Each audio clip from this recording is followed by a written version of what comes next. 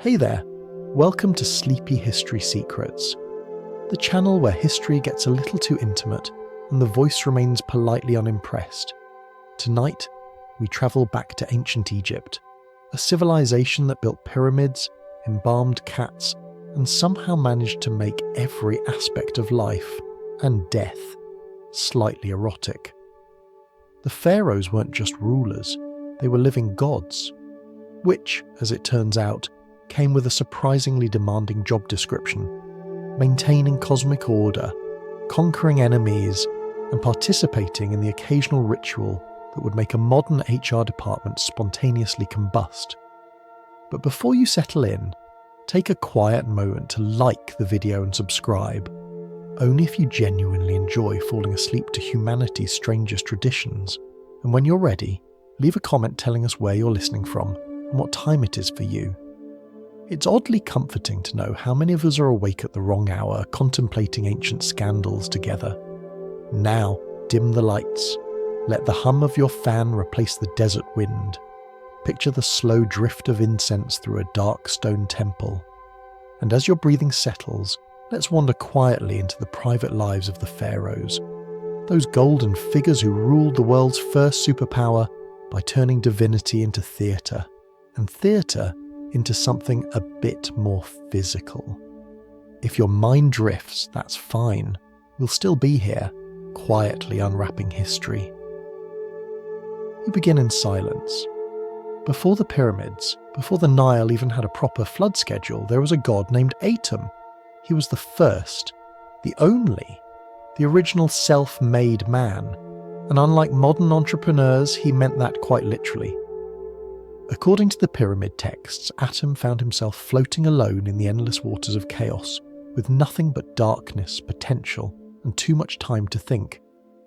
So he decided to create life. Unfortunately, there was no one around to help.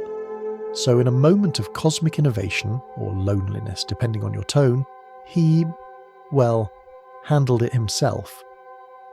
The Egyptian texts are surprisingly clear about this. Atum brought forth Shu and Tefnut, the first divine couple, from his own body. The polite translation says by his own hand. Scholars, aware that their students might be listening, usually cough at this point. Still, for the Egyptians, this wasn't scandalous. It was sacred. Creation was not a clean corporate process. It was bodily, messy, and profoundly personal. The gods' act filled the void with light, air, and, according to one hymn, the seed of all things. The universe began not with a bang, but with an awkward pause and a sigh of relief. From this divine beginning came a theology obsessed with the productive body.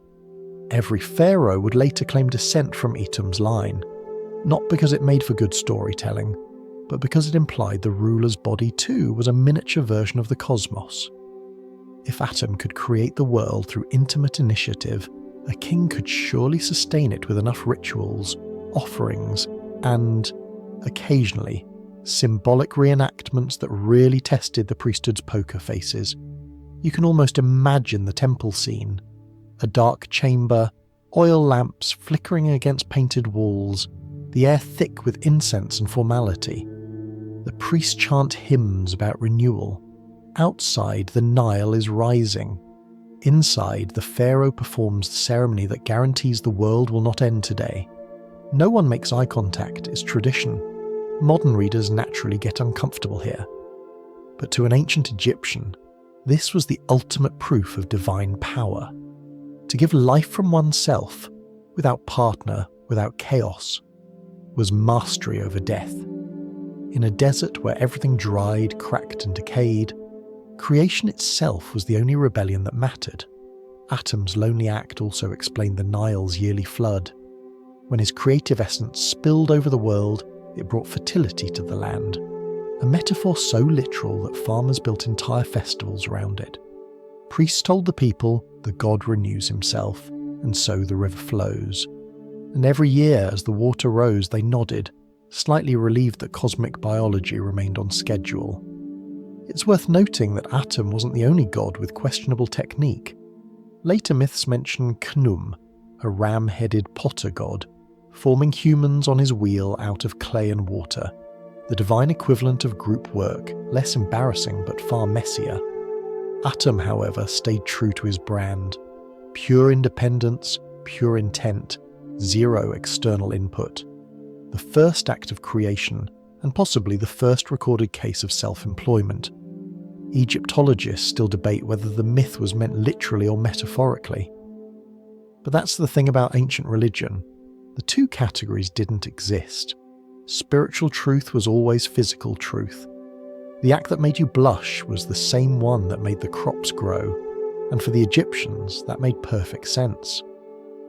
Some scholars think the myth also served a moral purpose. By portraying creation as both sacred and solitary, it reminded people of the power of restraint, a divine version of "don't waste your potential." Others are less optimistic. They suspect it was simply the world's oldest example of a story invented to justify male authority. The god creates alone, so the king rules alone. Either way, it worked. The pharaoh's body became a living metaphor, half shrine, half political statement, forever caught between worship and awkward symbolism. And yet, the tone of the ancient hymns isn't shameful. It's serene, reverent even. To them, there was no embarrassment in divine anatomy. The human form was an extension of the gods, not their opposite. Pleasure wasn't a sin, it was proof of life, and life was proof that order still held against chaos. So when you picture Atum at the dawn of time, don't imagine scandal. Imagine stillness. Imagine the rippling of a dark sea, the first light glinting on its surface, and a quiet God deciding, well, someone has to start. The silence breaks, the wind stirs, the story begins, and somewhere far downstream the Nile stirs, remembering what it was made for. You wake to the smell of damp clay and sunlight. The air itself feels wet, the kind of warmth that clings politely but refuses to leave. The Nile has risen again, spreading its brown, life-giving flood across the land, and with it comes the annual sigh of relief. The gods have not forgotten to keep the world moist. In ancient Egypt, fertility wasn't a metaphor, it was the operating system. The Nile's flood was not an environmental event, it was a biological miracle, renewed each year through divine anatomy.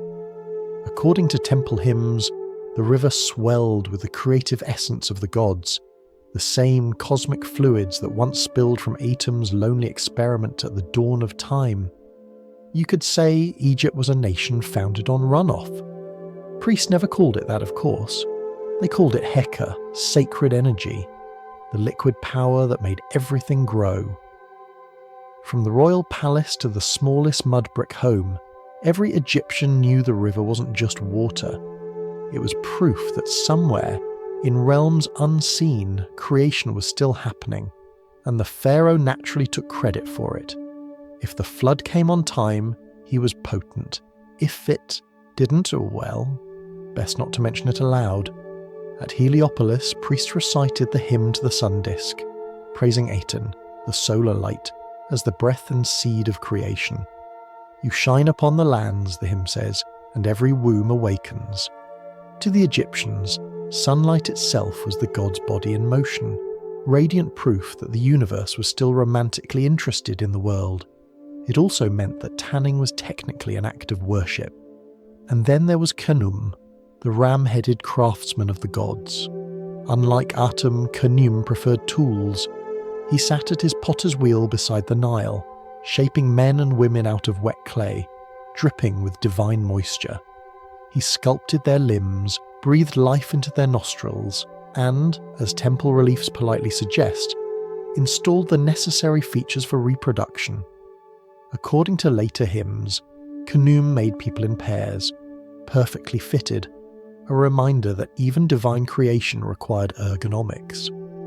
When the Nile rose, priests would march along its banks, singing hymns and tossing flowers into the muddy current.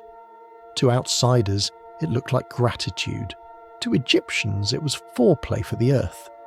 Farmers joined in, not with flowers but with shovels, digging canals in what they called the opening of the womb of the land. The first ploughing of the season was often accompanied by offerings of beer, bread, and the occasional awkward pun from the priesthood. It was, after all, a symbolic act of union, the earth receiving the seed of the year. Archaeologists have found models of ploughs placed in tombs as if to say, "May your afterlife be fertile and your metaphors consistent." But divine biology could be unpredictable. Some years the river flooded too much, drowning villages. Other years it shrank back like a tired god refusing to perform. People would panic. Priests would reassure them that everything was fine. The gods were merely renewing their essence. It's the ancient equivalent of saying, "The Wi-Fi is buffering. Please remain faithful." If Atum's story explained creation, the Nile explained maintenance, the ongoing rhythm that kept both crops and cosmic order alive. Every field that blossomed was a small reenactment of that first divine act. In a way, each farmer became a priest, each furrow a prayer, each harvest proof that the world was still romantically engaged with itself. And then came ritual bathing, not for cleanliness, but continuation. Before major festivals, the statues of gods were washed each morning by temple attendants using sacred water drawn from the Nile. At Karnak, the attendants, often women of noble rank, bathed the statue of Amun, dried it with perfumed linen, and anointed it with oil. The act was both tender and terrifying. Touching the divine required precision. One wrong gesture and you weren't just unemployed, you were an anecdote. It's easy to laugh at the ceremony now, all that formality for a stone figure, but to the Egyptians, this was the body of the god, animated by presence and desire. They didn't see marble, they saw movement. When the priests whispered prayers, the deity breathed. When they poured oil, the statue glistened like fresh skin. Religion for them was tactile, a relationship with texture, temperature, and scent. The connection between the Nile, the body, and desire was everywhere. The blue water lilies that floated on the floodplain, symbols of rebirth, were also known for their mild, psychoactive properties. People brewed them into a ritual tea of euphoria during festivals. You could call it spirituality in liquid form. Archaeologists have found these flowers placed in tombs beside the mummified dead, as if to help them wake in the next world feeling refreshed, radiant, and perhaps slightly tipsy. The river itself became a divine witness to everything human. Lovers met on its banks, farmers cursed it by day and prayed to it by night. And once a year, during the flood festival, offerings of food, jewellery, and occasionally embarrassing poems were cast into its current. Some texts even hint that young couples would float tiny reed boats downriver together, symbolic unions blessed by the god Happy, the personification of the Nile, often depicted as a plump man with a lotus crown and distinctly generous anatomy. Subtlety was not the ancient Egyptian way. The act of creation, once divine and cosmic, had become communal and seasonal. Every flood was a renewal, every rainfall a conversation with eternity. And for all its sensual overtones, the message was simple. The body of the earth and the body of the divine were the same. To care for one was to please the other. And somewhere, beyond the chants and the splashing oars, you can almost hear the quiet humour of the gods themselves. Amused that mortals turned agricultural chores into theology, and theology into an annual opportunity to drink too much beer.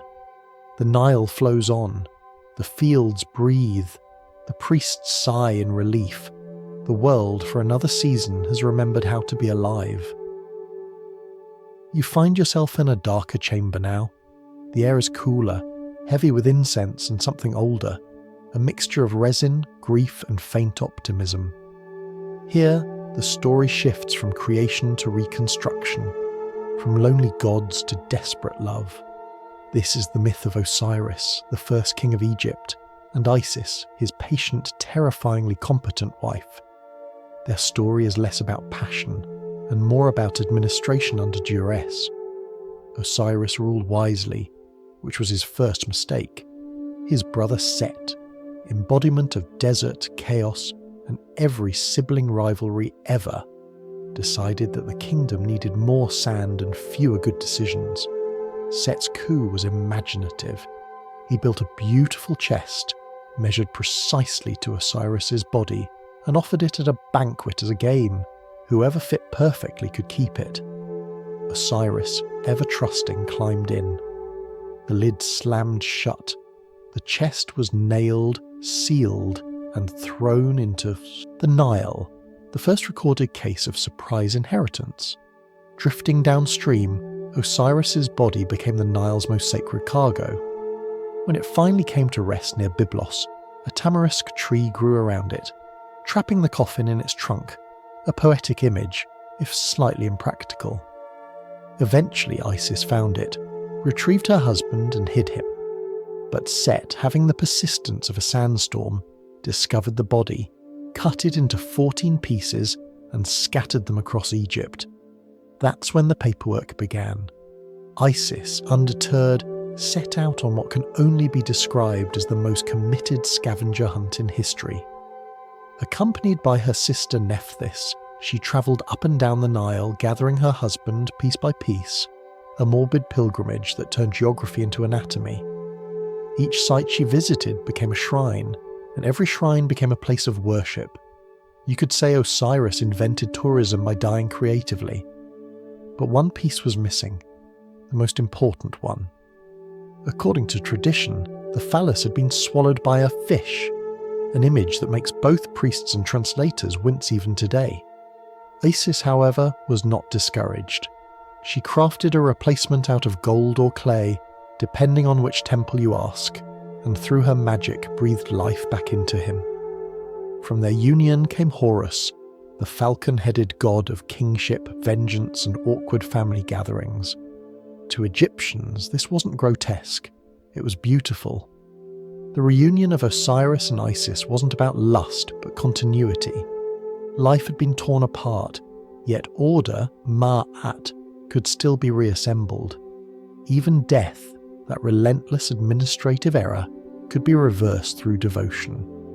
Every embalmer who wrapped a corpse, every priest who whispered resurrection spells, was imitating Isis, carefully rejoining what the world had scattered.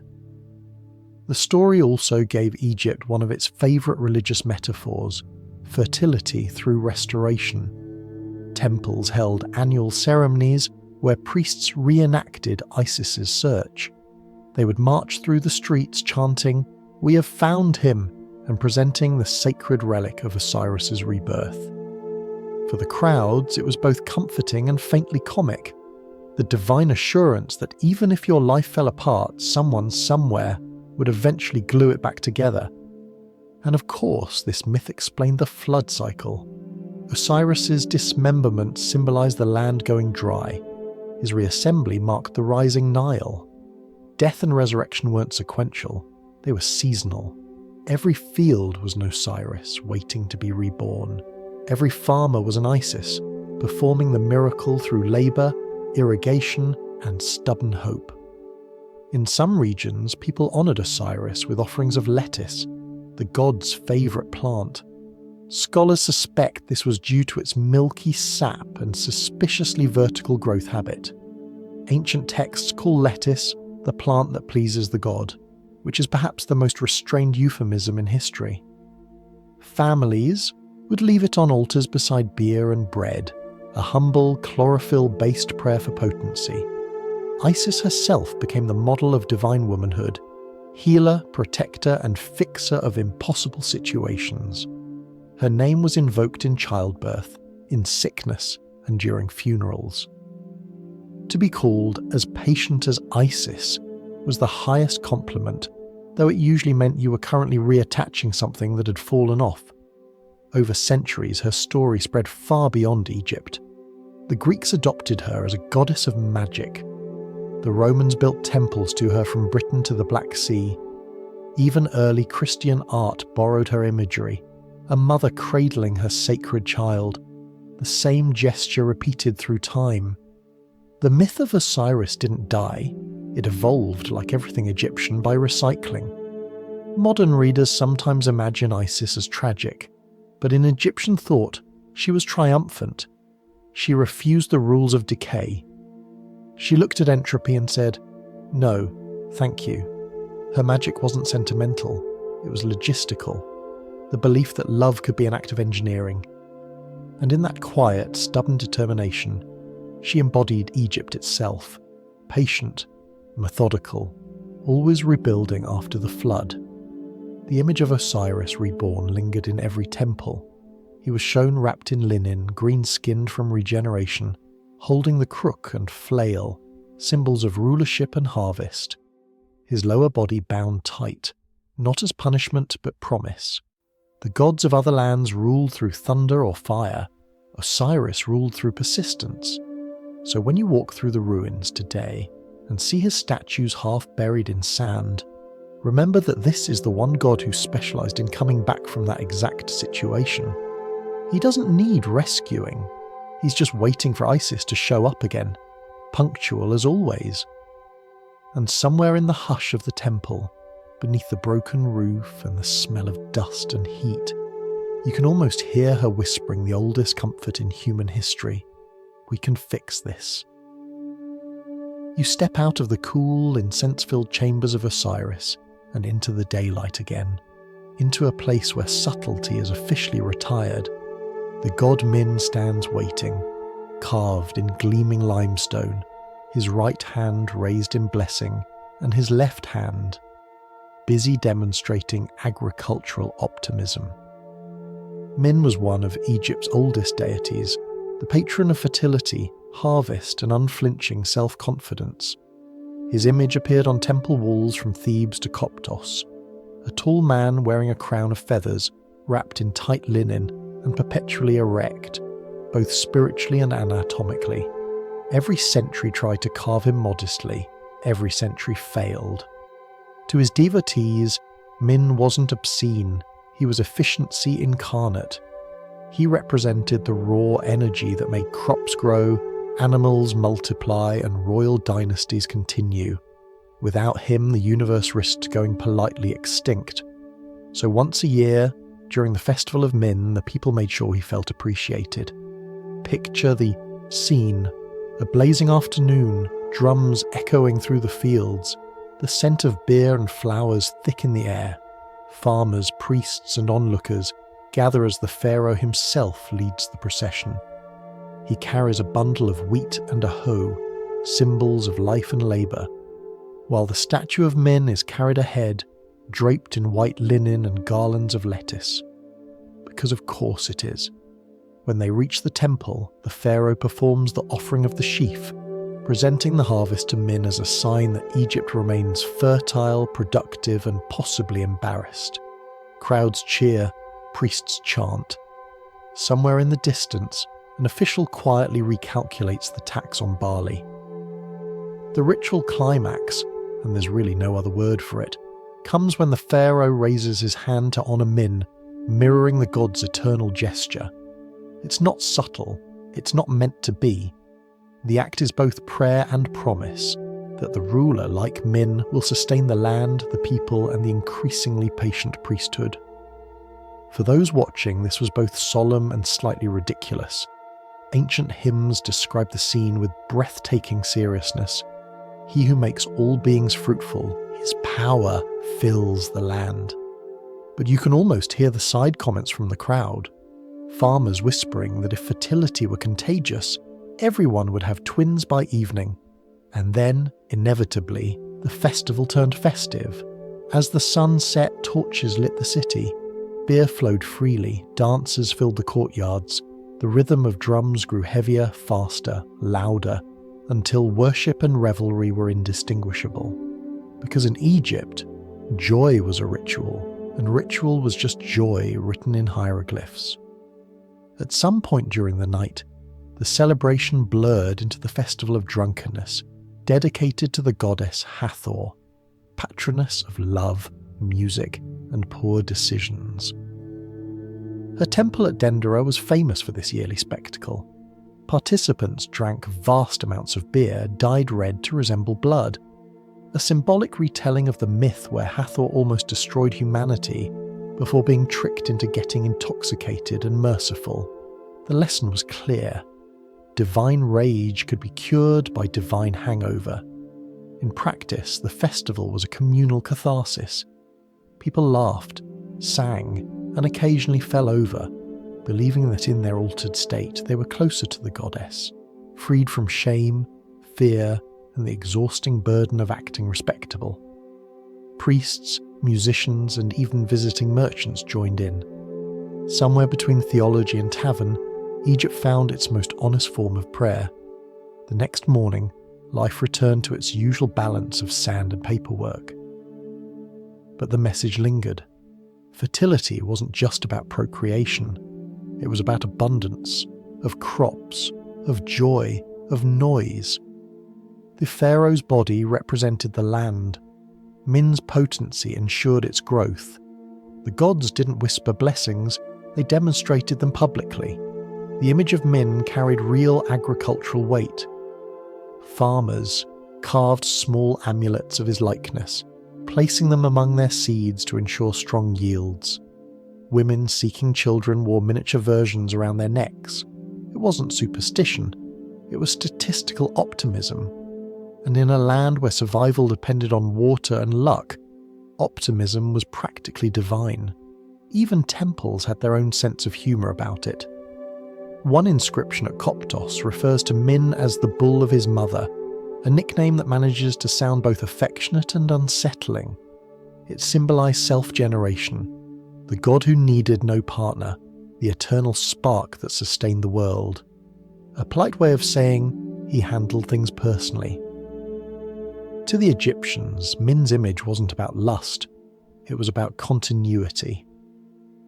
In a world where everything decayed, papyrus, paint, even monuments, fertility was the only guarantee that life could outpace death. The human body was a microcosm of the cosmos. If the body failed, so did the world. Worshipping Min was, quite literally, a patriotic duty. Even centuries later, when Greek travellers visited Egypt, they were baffled. Herodotus wrote about seeing the great image of Min and described the local celebrations with equal parts admiration and alarm. To the Greeks, this was excess. To Egyptians, it was maintenance. The world didn't survive on modesty. And if you listen closely, beyond the drums and laughter, you can almost hear the dry wit of the Nile people themselves. Of course, the god of fertility is always busy. Look around you. It's working. The festival ends with dawn. The torches fade. The smell of smoke and spilled beer lingers in the warm air. Priests sweep the courtyards, muttering prayers about moderation that will last exactly until next year. And somewhere in his shrine, Min stands perfectly still, perfectly eternal, and completely unapologetic.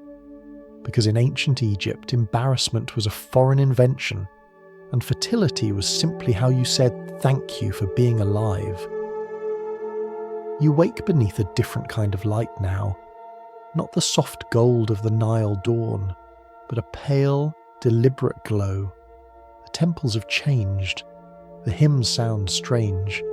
The old gods still stand, but their faces look suspiciously similar. Welcome to the Amarna period, when Egypt briefly decided to rebrand monotheism as a lifestyle. The pharaoh Akhenaten had a vision, literally. One god, one light, one radiant disk in the sky, the Aten, the sun itself. No more hidden mysteries, no more crowded pantheon. Just one celestial spotlight, shining equally on everyone, whether they ask for it or not.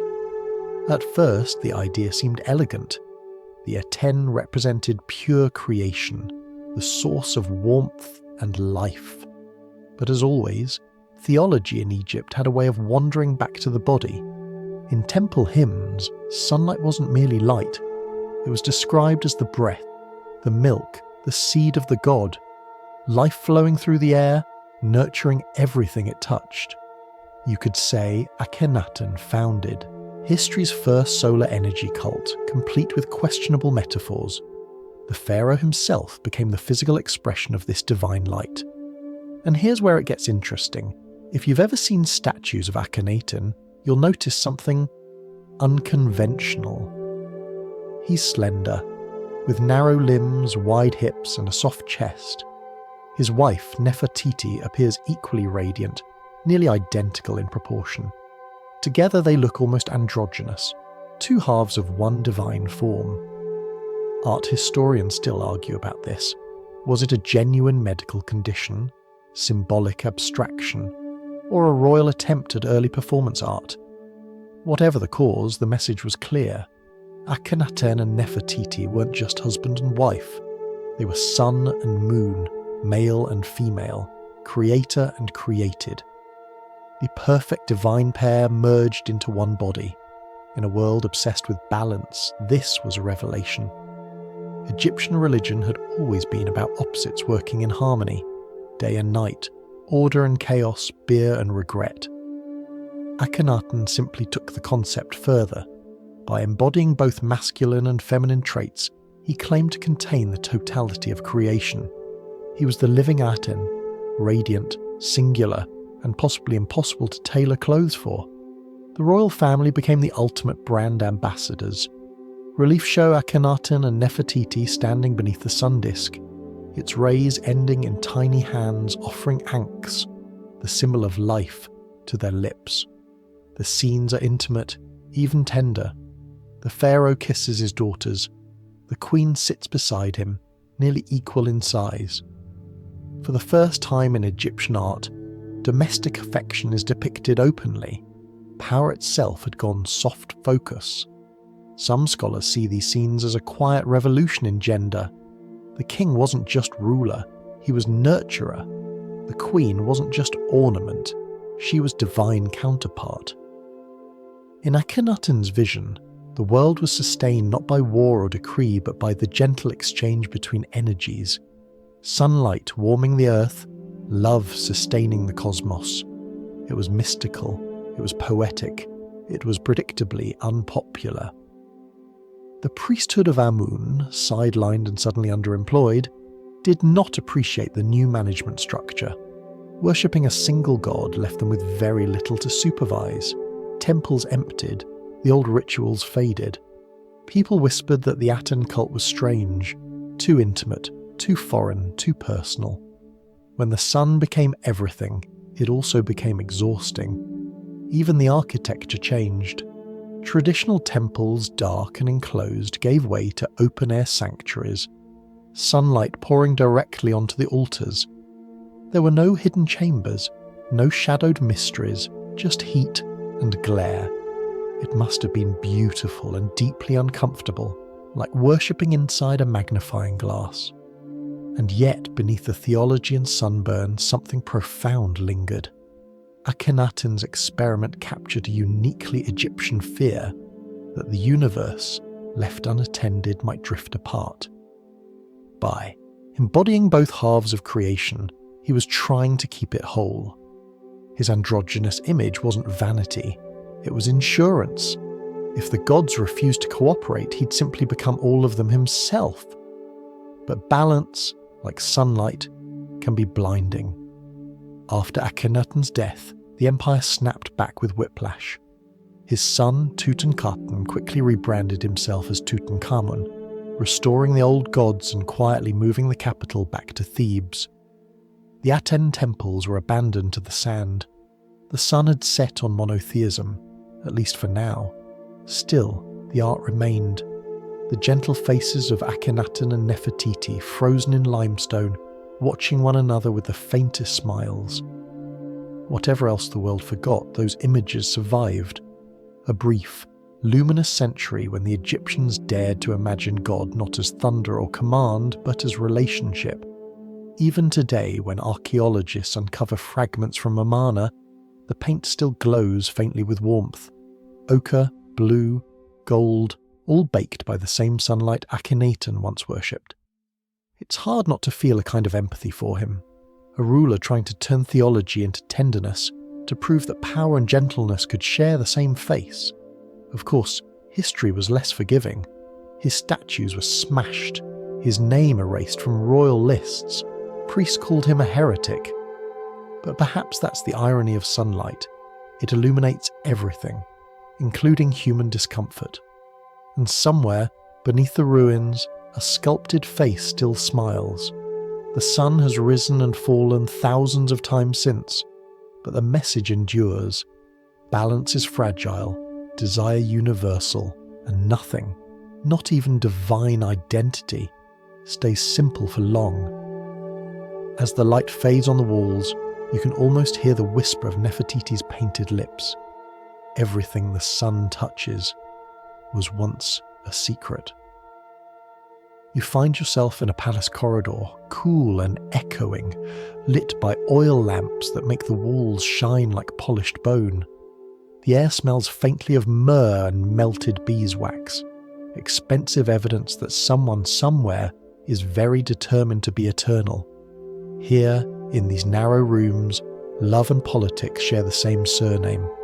Royal marriage in ancient Egypt wasn't about romance, it was about geometry. The goal was to keep the bloodline divine, which required as little new blood as possible. Pharaohs, like the gods they claimed descent from, married within their own family, ideally a sister, occasionally a daughter, sometimes both, though rarely at the same time if the record keepers were watching. To outsiders, this sounded horrifying. To Egyptians, it was just cosmic housekeeping. The gods did it first. Isis and Osiris were siblings, and their union produced the rightful heir, Horus. The pharaoh, being their descendant, was simply following precedent. It wasn't incest, it was tradition, and tradition always wins arguments. Take Amenhotep, for instance. He married his sister Ahmose Maritimon. Their marriage was less about affection than divine mathematics. Godly father plus godly mother equals unbroken holiness. Historians still debate whether they actually lived together as husband and wife, or merely shared an official title. But the point was never intimacy, it was optics. The pharaoh's household was a living diagram of the cosmos, every union symbolic, every child an equation in political theology. Later dynasties refined the process into something approaching an art form. By the time of the Ptolemies, royal family trees no longer branched. They looped elegantly, like cartouches on papyrus. The most famous of them all, Cleopatra VII, was the product of about 3 centuries of meticulous inbreeding. That her nose still looked symmetrical was considered proof of divine protection. To the royal court, keeping marriages in the family ensured that divine essence stayed undiluted. But it also created practical challenges, like heirs with too many titles and nowhere to put them. Some inscriptions describe whole hierarchies of half-siblings and cousins, each assigned to temples or bureaucratic posts just to stay useful.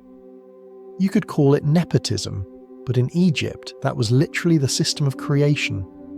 The legal side of it was surprisingly tidy. Egyptian marriage contracts, written on papyrus in neat black ink, often included clauses about inheritance, property rights, and the wife's allowance of grain or linen. There was no romantic language, only logistics. "You shall provide me with 20 measures of barley per month," one reads. The tone suggests that love might be optional, but punctual delivery was not. And while royal marriages were sacred, they were rarely exclusive. Pharaohs had great royal wives, lesser wives, foreign princesses, and a polite army of concubines. The hierarchy was strict. The great wife represented Isis, the rest represented insurance. Yet even within this abundance, sibling unions held the top rank. Divine legitimacy trumps novelty every time. Imagine the palace gossip. Servants whispering that His Majesty's new bride looks familiar. Priests assuring everyone that it's completely normal when you're divine. Scribes updating family trees with growing despair, adding more arrows than names. Somewhere in the background, a royal physician sharpening his stylus and muttering about genetics. Still, the Egyptians didn't see it as decadence. They saw it as duty.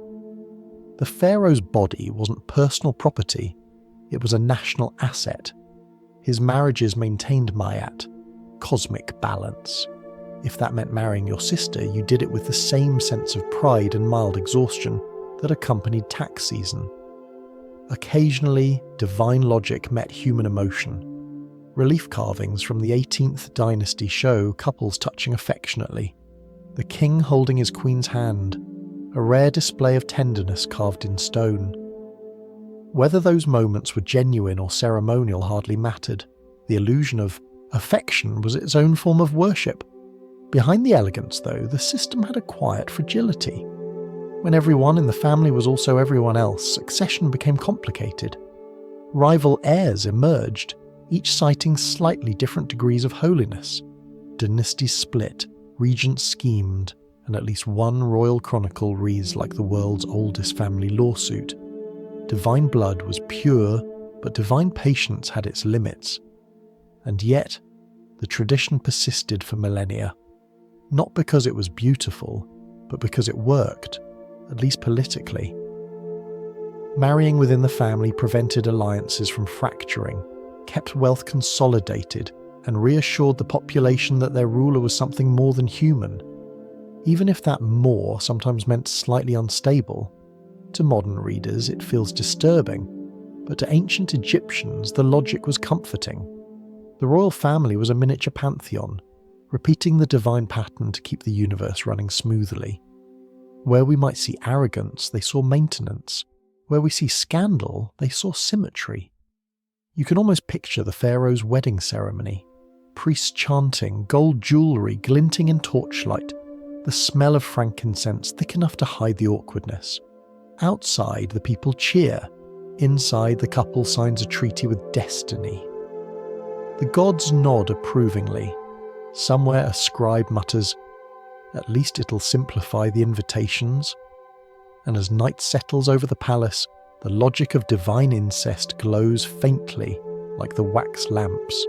Strangely beautiful, undeniably strange, and quietly essential.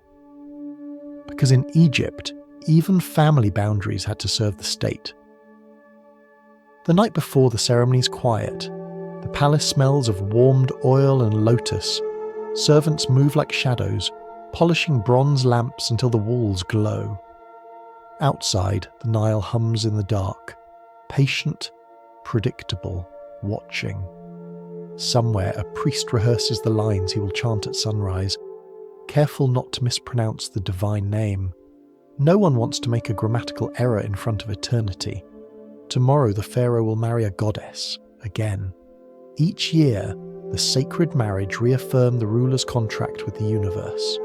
The logic was simple, if spectacularly ambitious.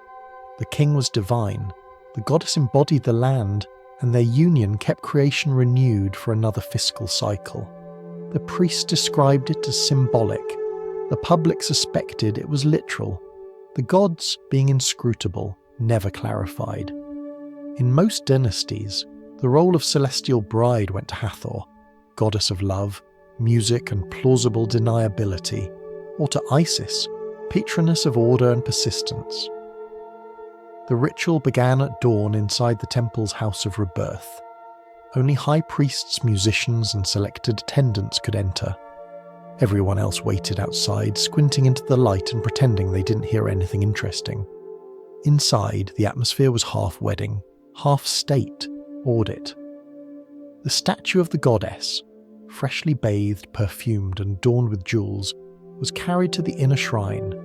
The pharaoh, dressed in gold and linen so fine it seemed spun from heat, approached carrying gifts: bread, wine, incense, flowers, and a small figure of Mahat, the goddess of truth, because in Egypt, even intimacy required documentation. The ritual texts describe a dialogue between king and goddess. She welcomes him as her beloved. He promises to maintain order, fertility, and proper temple funding. It is tender, poetic, and unmistakably bureaucratic.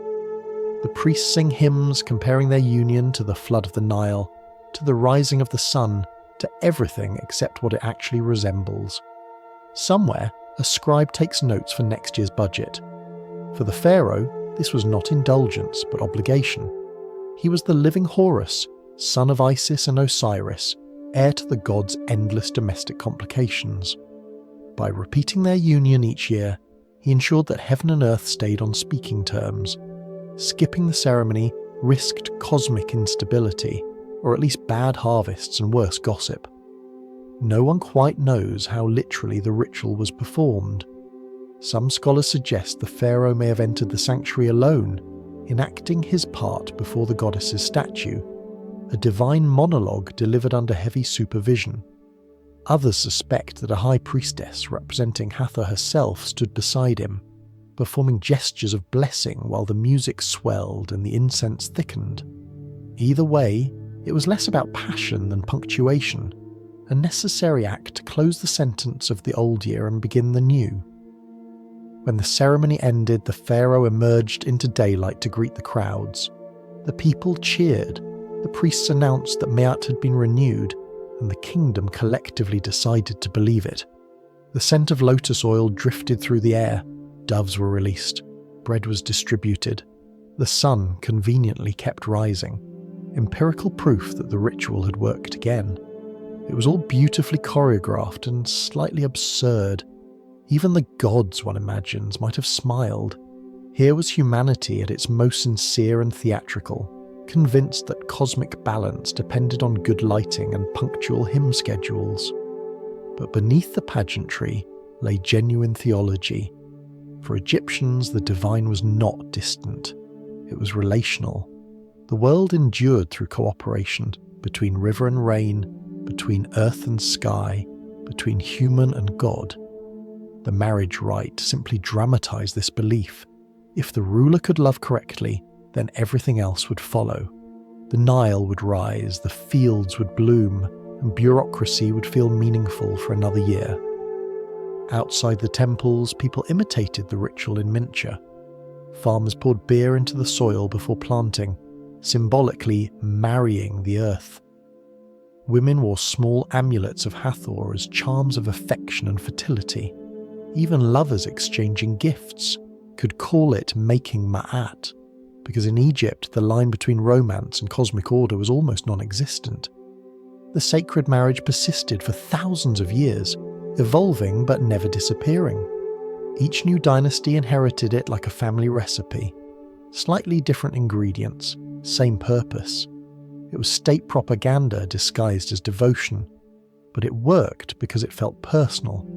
Everyone, from the high priest to the fisherman, wanted to believe that the universe cared enough to renew itself for them. The temples, of course, benefited enormously. Each year's ceremony required new perfumes, gold leaf and musicians.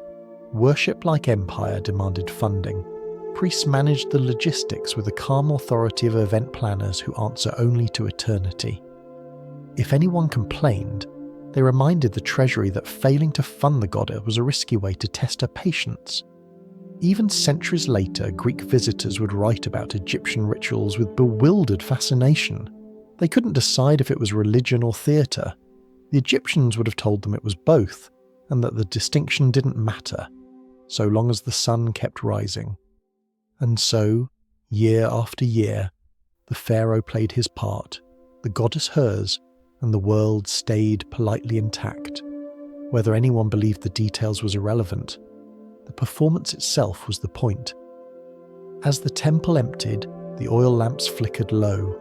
The scent of lotus and wax lingered in the air like the memory of applause.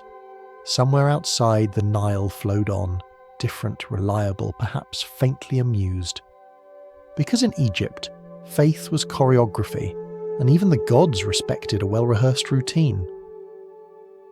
You step into the royal harem, a place that smells of sandalwood, myrrh, and bureaucracy. The air is thick with perfume and tension. Gold trays gleam beneath torchlight. Musicians play softly in another room, because in Egypt, even jealousy had a soundtrack. Contrary to modern imagination, a harem in ancient Egypt was less of a pleasure palace and more of a gated community. Part domestic space, part diplomatic warehouse, part high-security daycare for potential heirs. The word itself, later borrowed by other languages, doesn't quite capture the tone. The Egyptians called it Perkena, the house of the royal women. It was both honour and confinement. The great royal wife, the official queen, ruled over this world with a composure that suggested constant awareness of everyone else's ambitions. Beneath her rank came secondary wives, foreign princesses sent as treaty tokens, and local concubines chosen for beauty, lineage, or simply good timing. Every alliance had a fragrance, every rivalry wore eyeliner. The most notorious of these domestic empires belonged to Ramesses II, the great builder, who also proved remarkably productive in the architectural and biological sense. Reliefs show his favoured queen, Nefertari, carved in near equal size. Beside him, a rare gesture of affection in stone. But Ramesses had more than one palace and more than one queen. Records mention dozens of royal consorts and over 100 children. His inscriptions read like divine bragging. The king's potency, after all, was the nation's stability. Every birth was both a blessing and a political problem. Each child carried potential claims, alliances, and grievances. The palace was a genealogical minefield disguised as a floral garden. Servants moved carefully, avoiding gossip. Scribes took notes in triplicate. Somewhere, a midwife whispered a prayer for peace before the next naming ceremony. But if Ramesses II embodied abundance, Ramesses III embodied the consequences.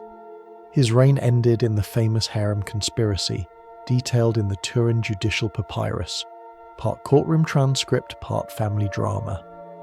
A secondary queen named Tiye plotted to assassinate the pharaoh so that her son could claim the throne.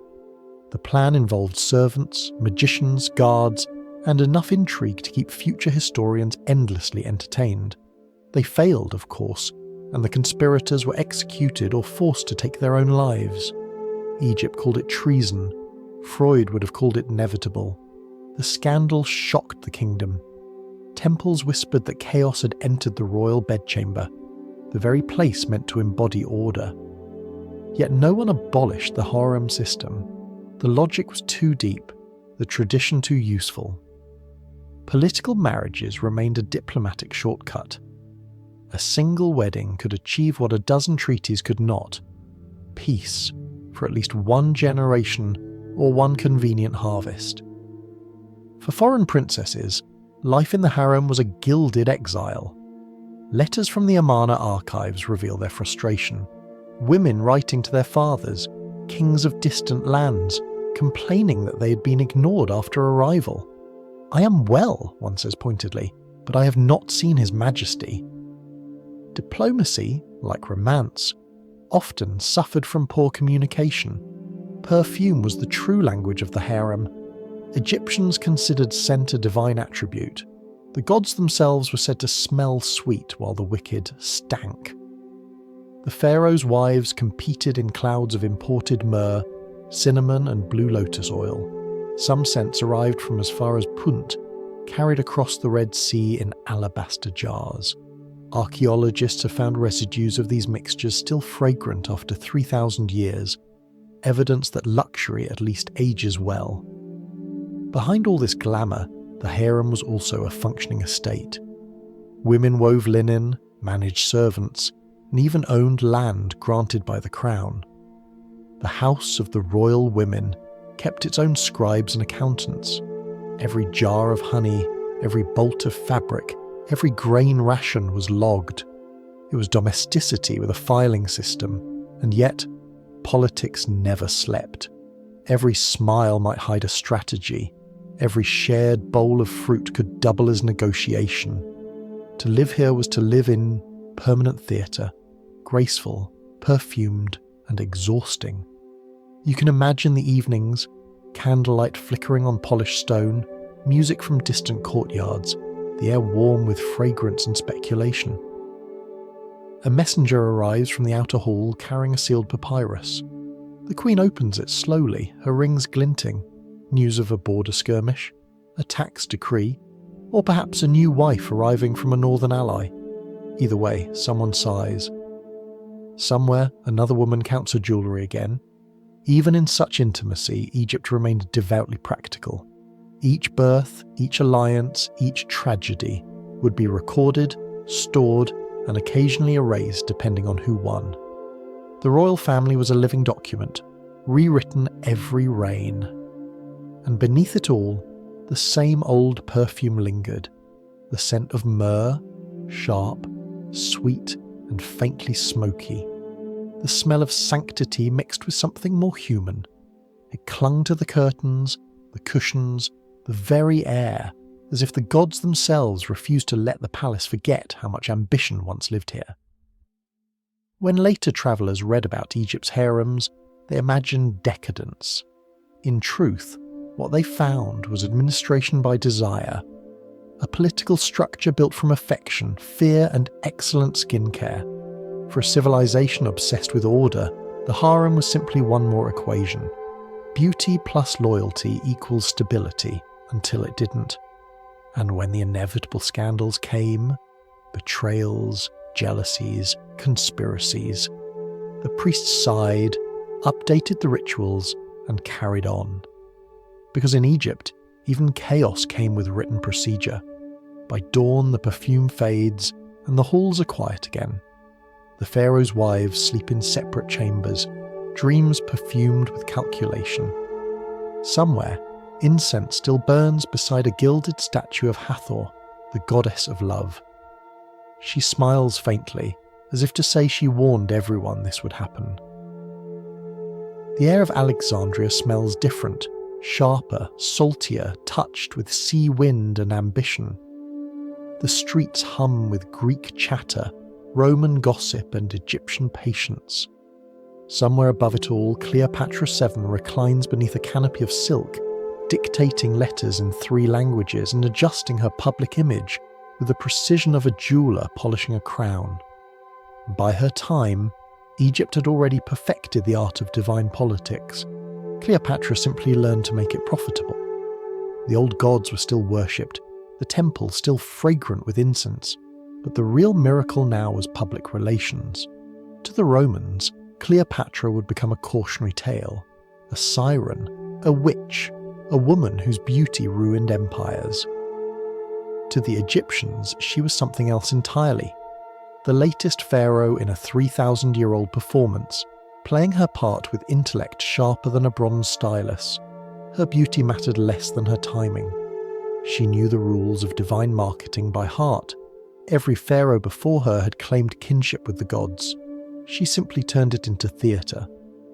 At festivals she appeared, dressed as Isis, wearing the golden vulture crown and carrying the ankh, the symbol of life. To her subjects it wasn't costume, it was confirmation. The goddess had returned. The land, long weary under Greek rule, was Egyptian again.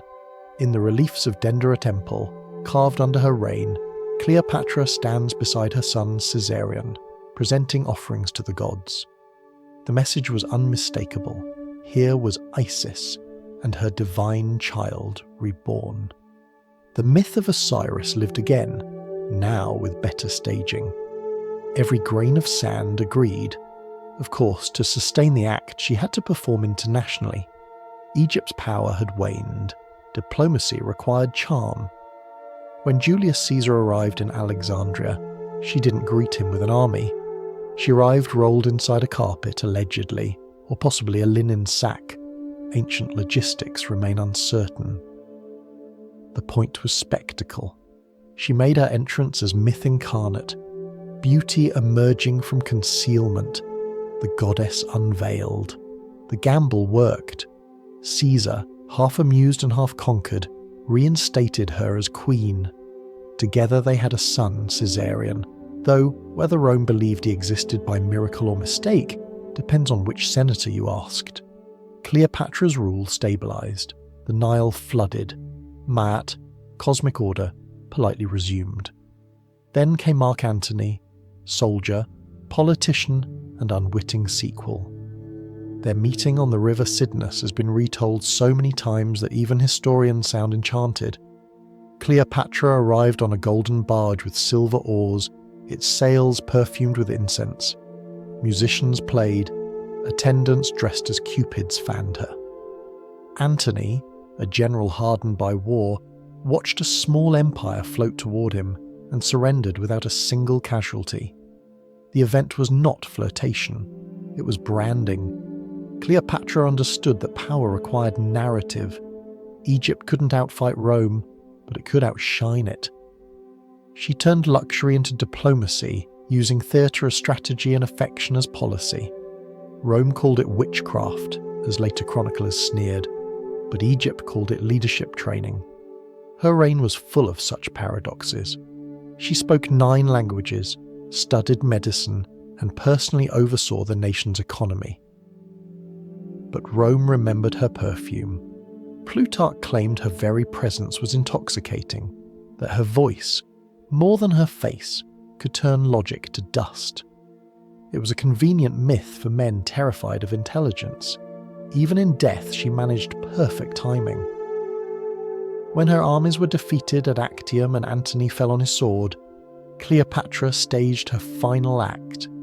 According to legend, she dressed in royal linen, adorned herself with jewels, and allowed a venomous asp to bite her breast, the serpent of Isis returning her to the goddess. Historians still debate whether the snake story is propaganda. Egypt, however, never cared. The symbol was too good to fact-check. After her death, the Roman poets went to work. They rewrote her into a morality play. Dangerous, decadent, foreign. But the truth is, quieter. Cleopatra was the last pharaoh to understand that faith and theatre were the same craft, the ability to make people believe what you embody. Her genius wasn't seduction, it was empathy. She gave her people a story they wanted to believe in again after centuries of foreign rulers and fading gods. Her successor, Caesar Augustus, understood that too. He banned the worship of Isis in Rome, then promptly built his own divine cult around himself. The lesson of Cleopatra survived, even as her name was slandered. If you can't defeat an empire, rebrand it. In the dim light of history, Cleopatra remains half shadow, half flame, the queen who ruled through performance and conviction. Her statues, though eroded, still bear the faint smile of someone who knew that power was mostly illusion anyway. The Nile still flowed long after her, carrying her myth downstream with the silt and the stars. And if you stand by the river today, at dusk, when the sky burns gold and the wind carries the scent of salt and crushed lotus, you might almost imagine hearing her whisper, "The goddess was never me. I just remembered how to act like her." The desert is still, the wind sleeps, a thin line of dawn creeps along the horizon like a scribe's unfinished stroke. Somewhere beneath the shadow of the Sphinx, a young prince dozes against the paws of a god carved from stone. His armour is dusty, his future uncertain, and if the inscriptions are to be believed, he's about to receive a job offer in his sleep. This is Thutmose IV, whose story survives on the dream stele between the Sphinx's massive paws, a monument both humble and audacious. According to the carving, he fell asleep during a hunting trip, exhausted by the sun. In his dream, the Sphinx spoke to him, promising kingship in exchange for a bit of housekeeping. "Clear the sand from my body," it said, "and I will make you ruler of all Egypt." He woke up, brushed himself off, and presumably began shoveling immediately.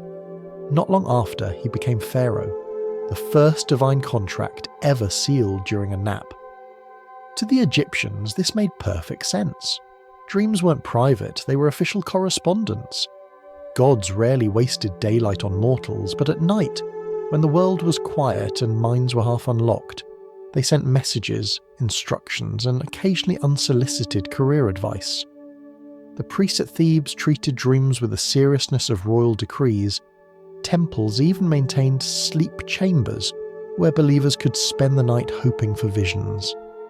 These sanctuaries were part spa, part oracle, and part ancient customer service.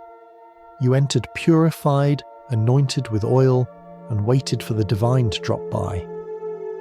If you dreamed clearly, the priests interpreted it in the morning, a process roughly equivalent to therapy, if therapy came with hieroglyphs and incense. For a pharaoh, though, dreams weren't therapy, they were legitimacy. Thutmose's vision turned an accident into destiny. A king chosen by a god could rule without question, and conveniently, no one could verify the transcript. The dream stele still stands today, its hieroglyphs describing how the Sphinx addressed him as a son, a neat endorsement from an 80-ton deity. It wasn't the first time Egypt treated sleep as state business. The idea dated back to the earliest dynasties. The belief that the divine realm and the dream realm were adjacent neighbourhoods. A clean conscience, perfumed sheets and proper posture could open a line to eternity. A restless mind, on the other hand, was spiritual static. Even palace physicians prescribed dreams as medicine. To cure an ailment, you might sleep in a temple dedicated to Imhotep, the deified physician. If the god appeared, you'd wake with instructions for treatment, or at least a sense of cosmic reassurance.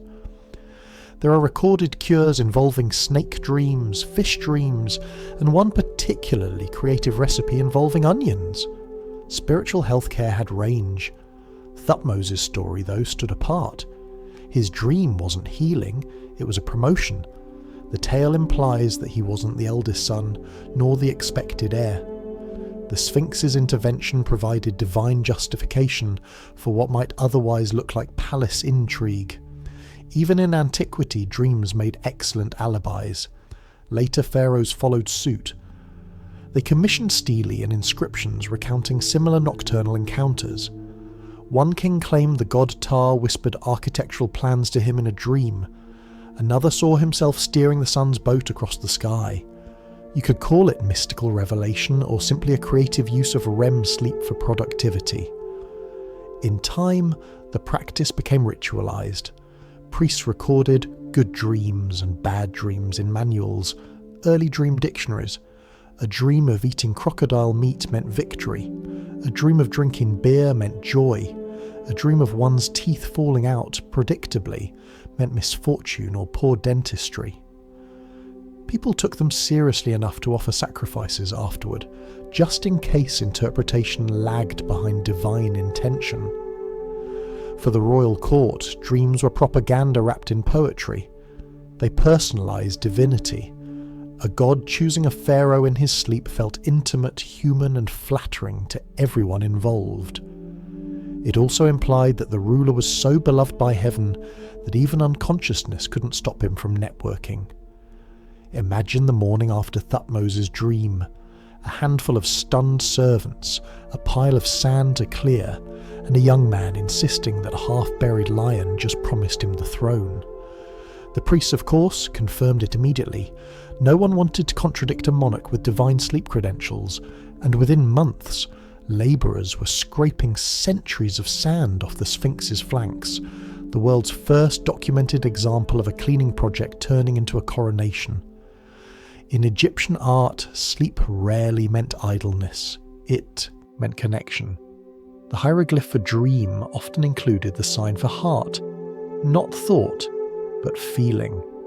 To dream was to listen with your soul, and so, when the pharaoh closed his eyes, the entire country held its breath, waiting for updates from the invisible bureaucracy of the gods.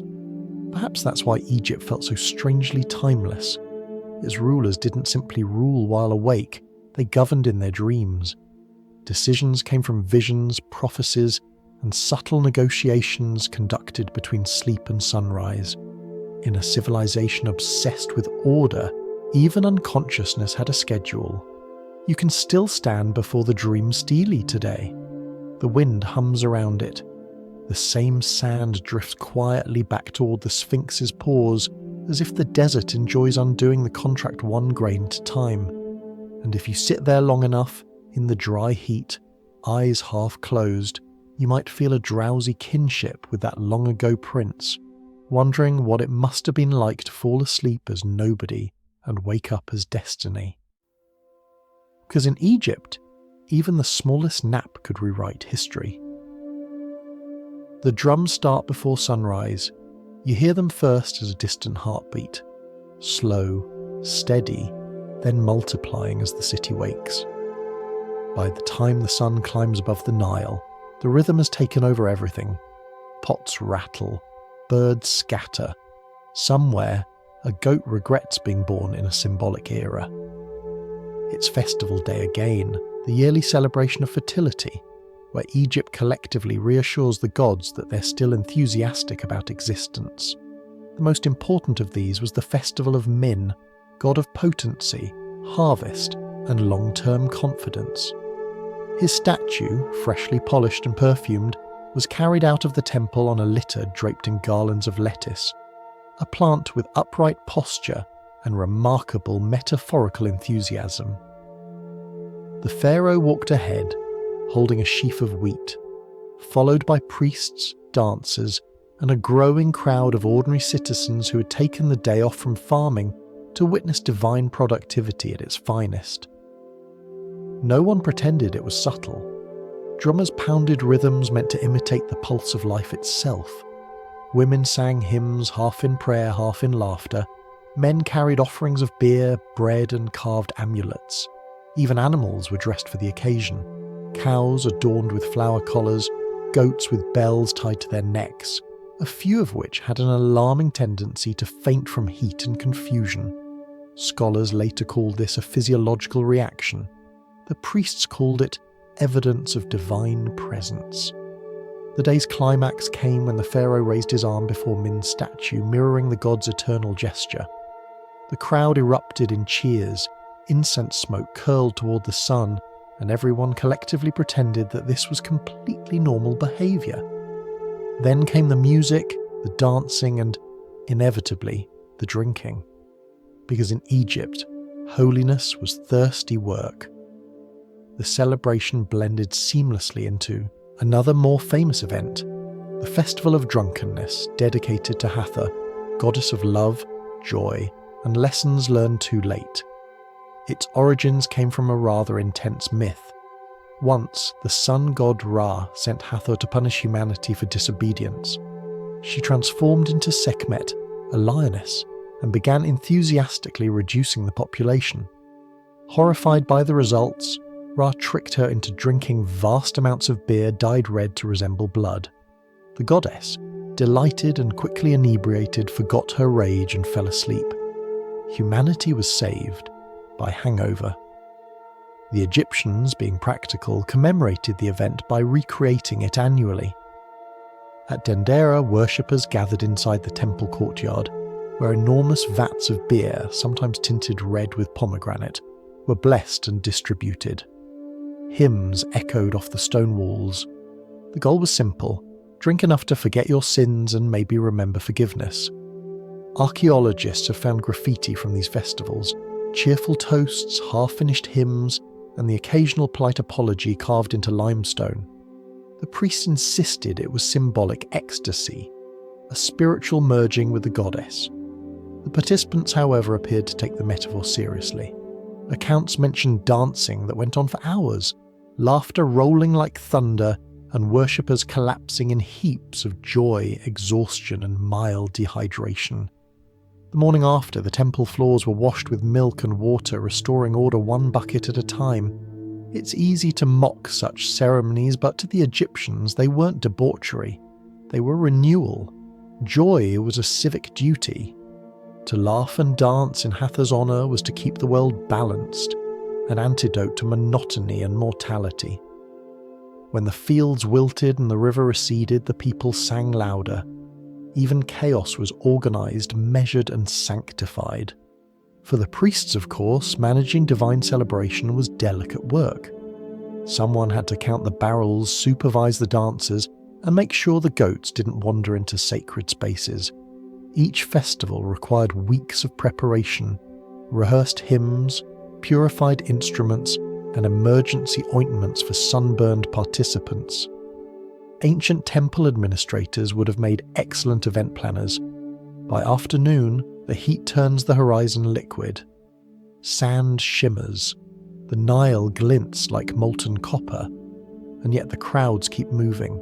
Processions of men carrying garlands, women shaking sistrums, small bronze rattles used in worship, musicians chanting the names of gods with rising fervour. The air smells of beer, sweat, incense and baked grain. Egypt's holy quartet. The people believed the gods were watching, amused. Min's statue, fixed in dignified indifference, glided above the heads of the crowd. Hathor's priests, already glowing with devotion, shouted blessings.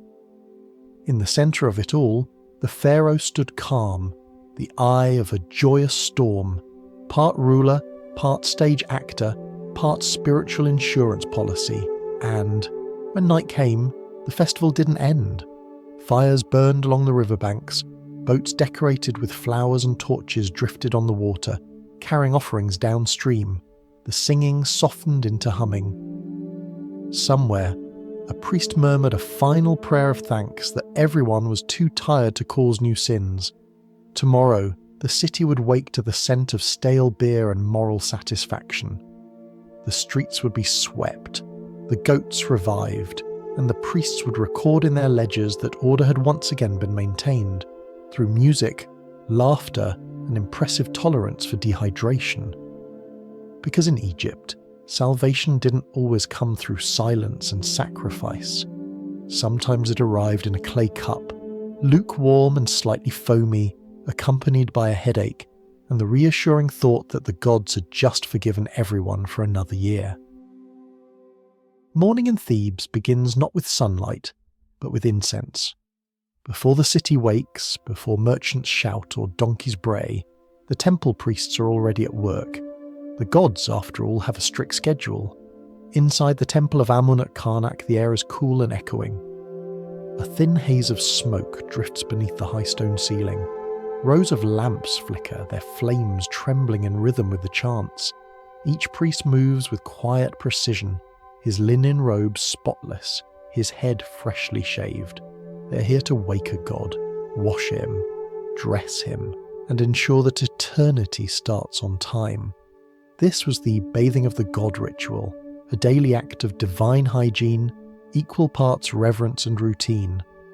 The statue of Amun, hidden deep within the sanctuary, was not treated as art. It was treated as an employer. The priests approached barefoot, carrying bowls of purified Nile water and jars of scented oil. A hymn was sung to gently rouse the god, followed by what scholars politely describe as ablutions. The statue was washed, dried, and anointed with fragrant unguents, myrrh, frankincense, and lotus oil. Each scent had meaning: myrrh for purification, frankincense for endurance, lotus for renewal. Once clean, the god was dressed in fresh linen, sometimes layered up to 12 times depending on festival season and budget approval. Then came the jewellery: collars, bracelets, crowns, meticulously polished every morning because divine radiance required maintenance. If the goddess Mut or Hathor was being tended that day, the ritual team included female attendants known as the Singers of the Inner Chamber. These women performed hymns as they assisted in washing and dressing the deity, their voices rising and falling with the rhythm of the sistrum, a bronze rattle said to please the gods. Their role was both musical and theological.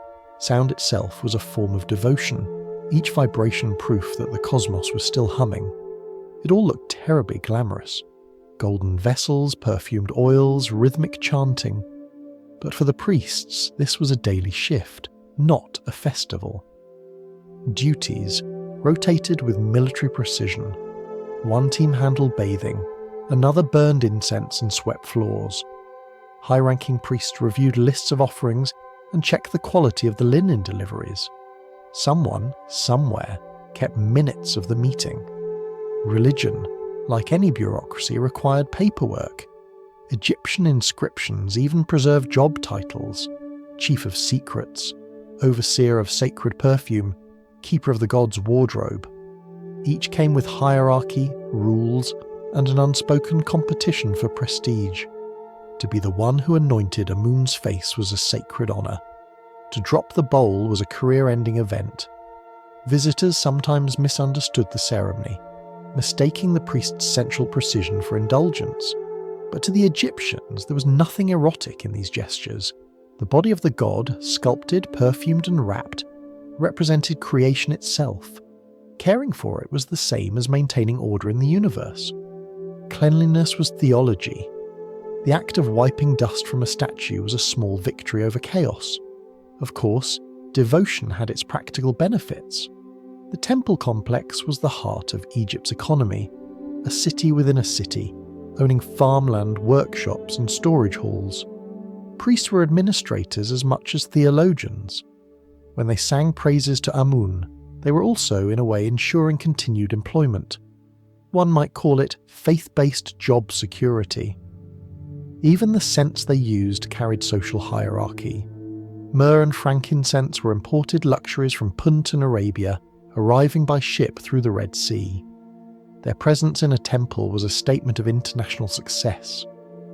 When a new shipment came in, scribes recorded every amphora, sealing each with a clay tag that read something like Batch 47, acceptable for eternity. Then there was the sound, the steady murmur of hymns echoing off limestone. The same phrases repeated day after day until they became background noise to history. Awake in peace, Amun-Ra, your fragrance renews the heavens. The words lingered, sinking into the stone itself. Even today, archaeologists say the walls seem to hum when the wind passes through. By noon, the ceremony ended.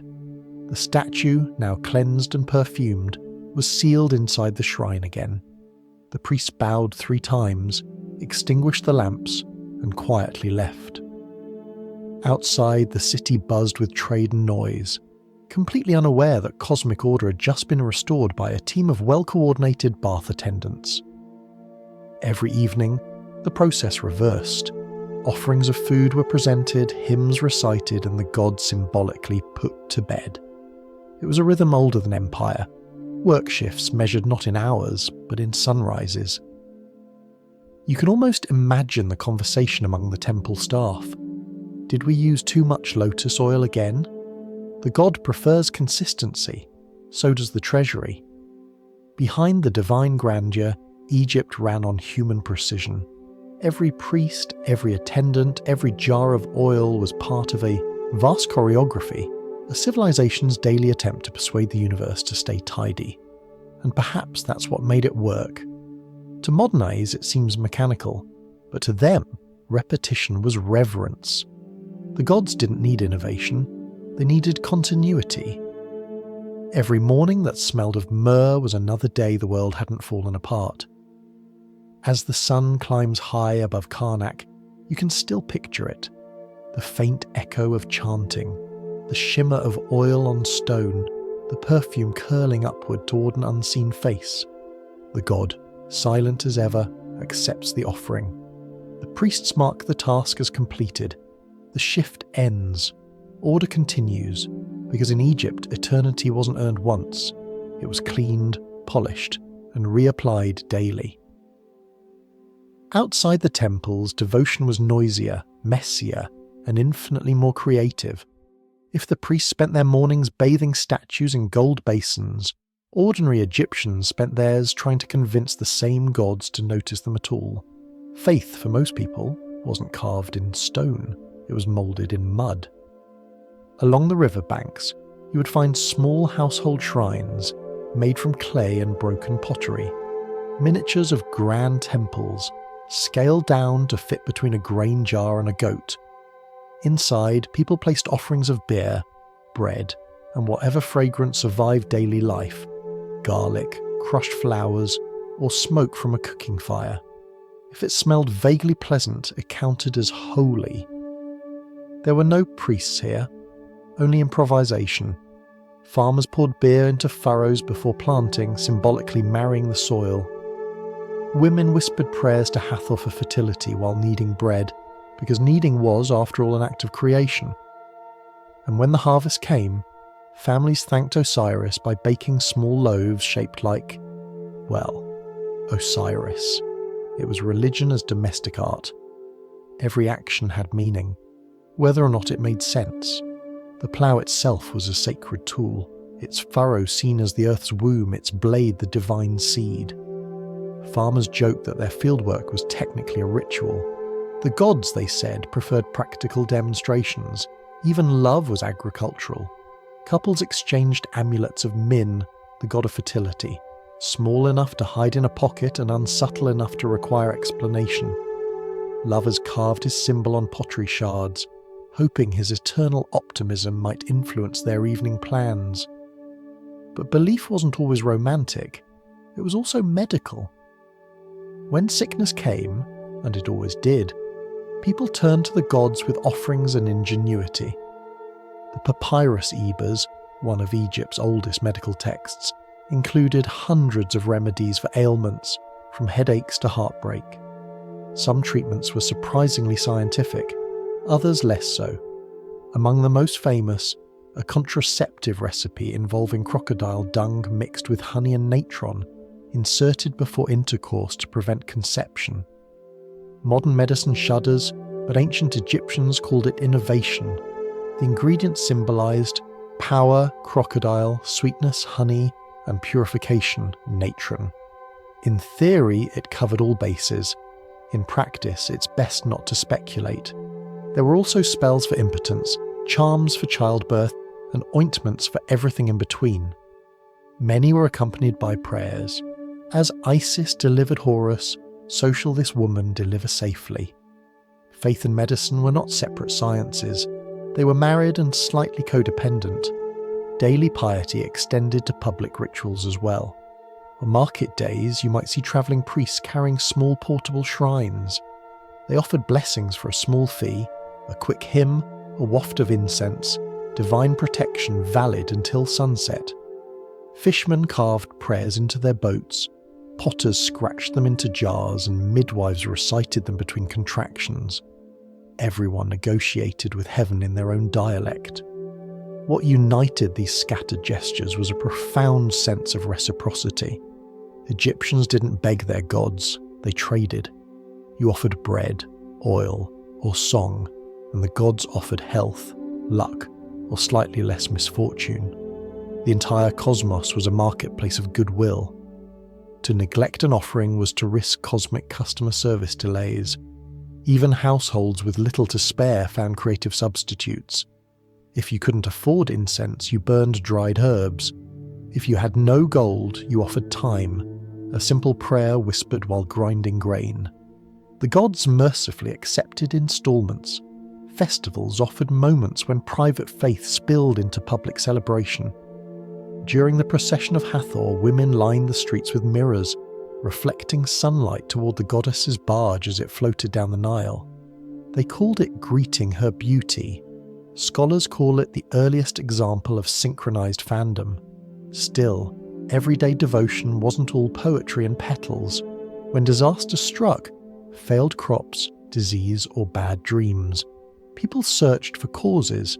Curses were blamed, neighbours suspected, amulets checked for expiration.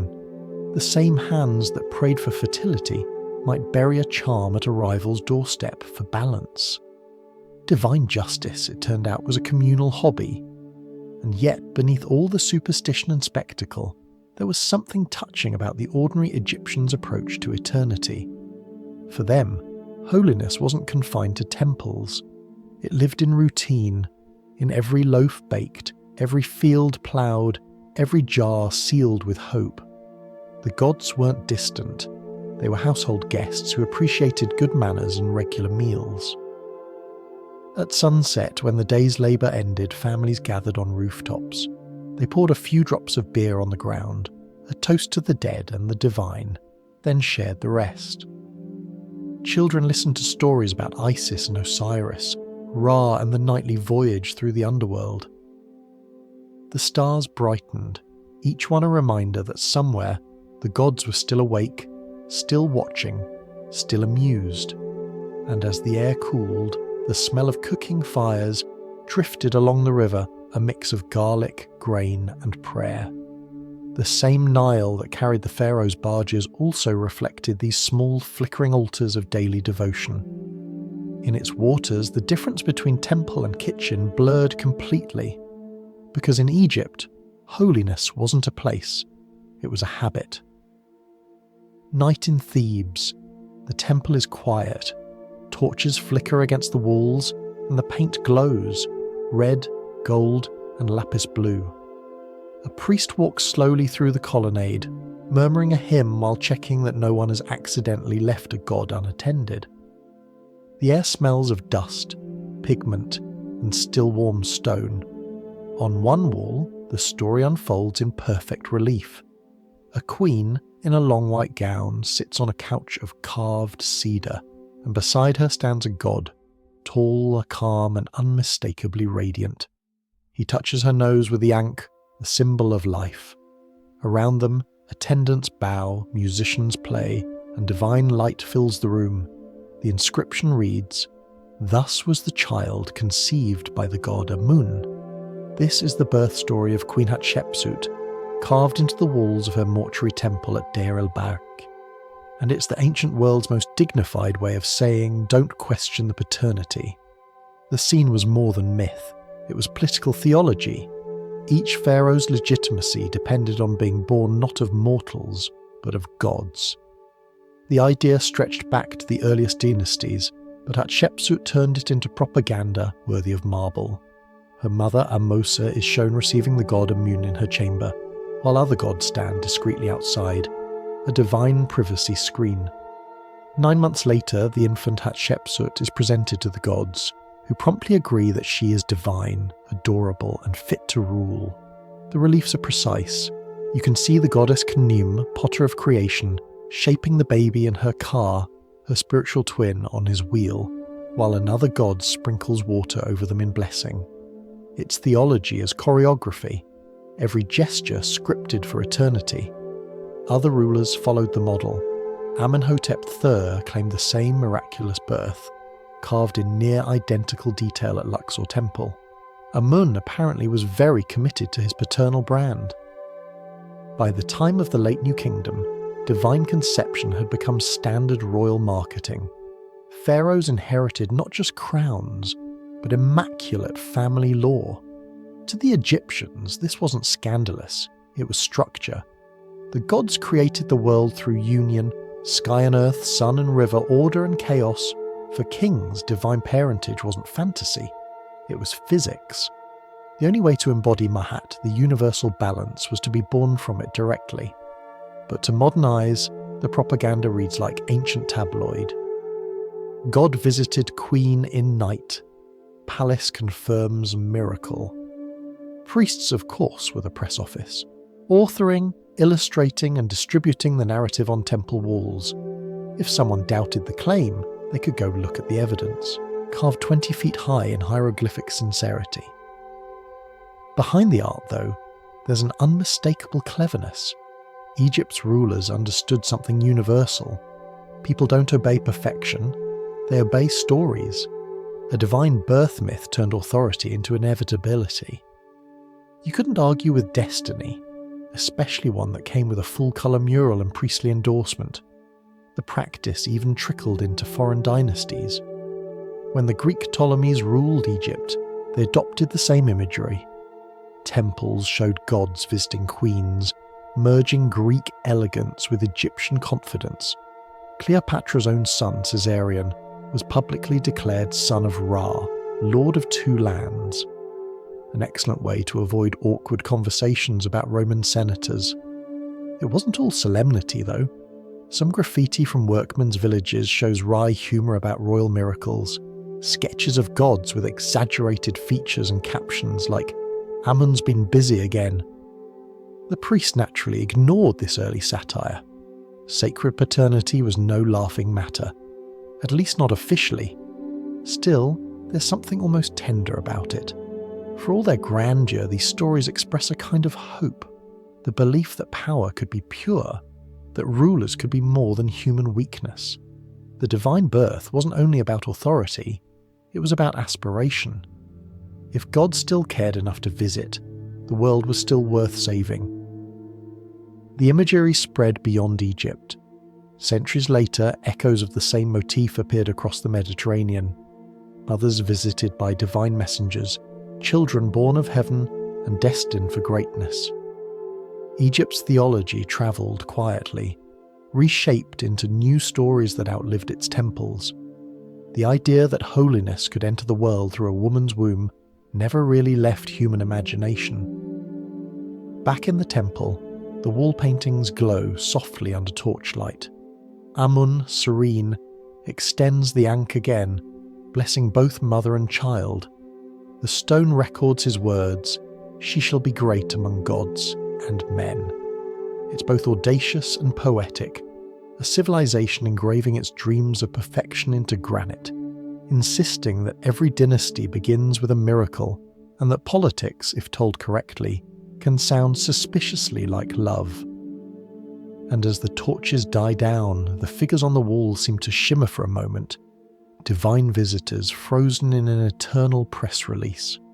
The god's hand hovers, the queen smiles, the infant sleeps.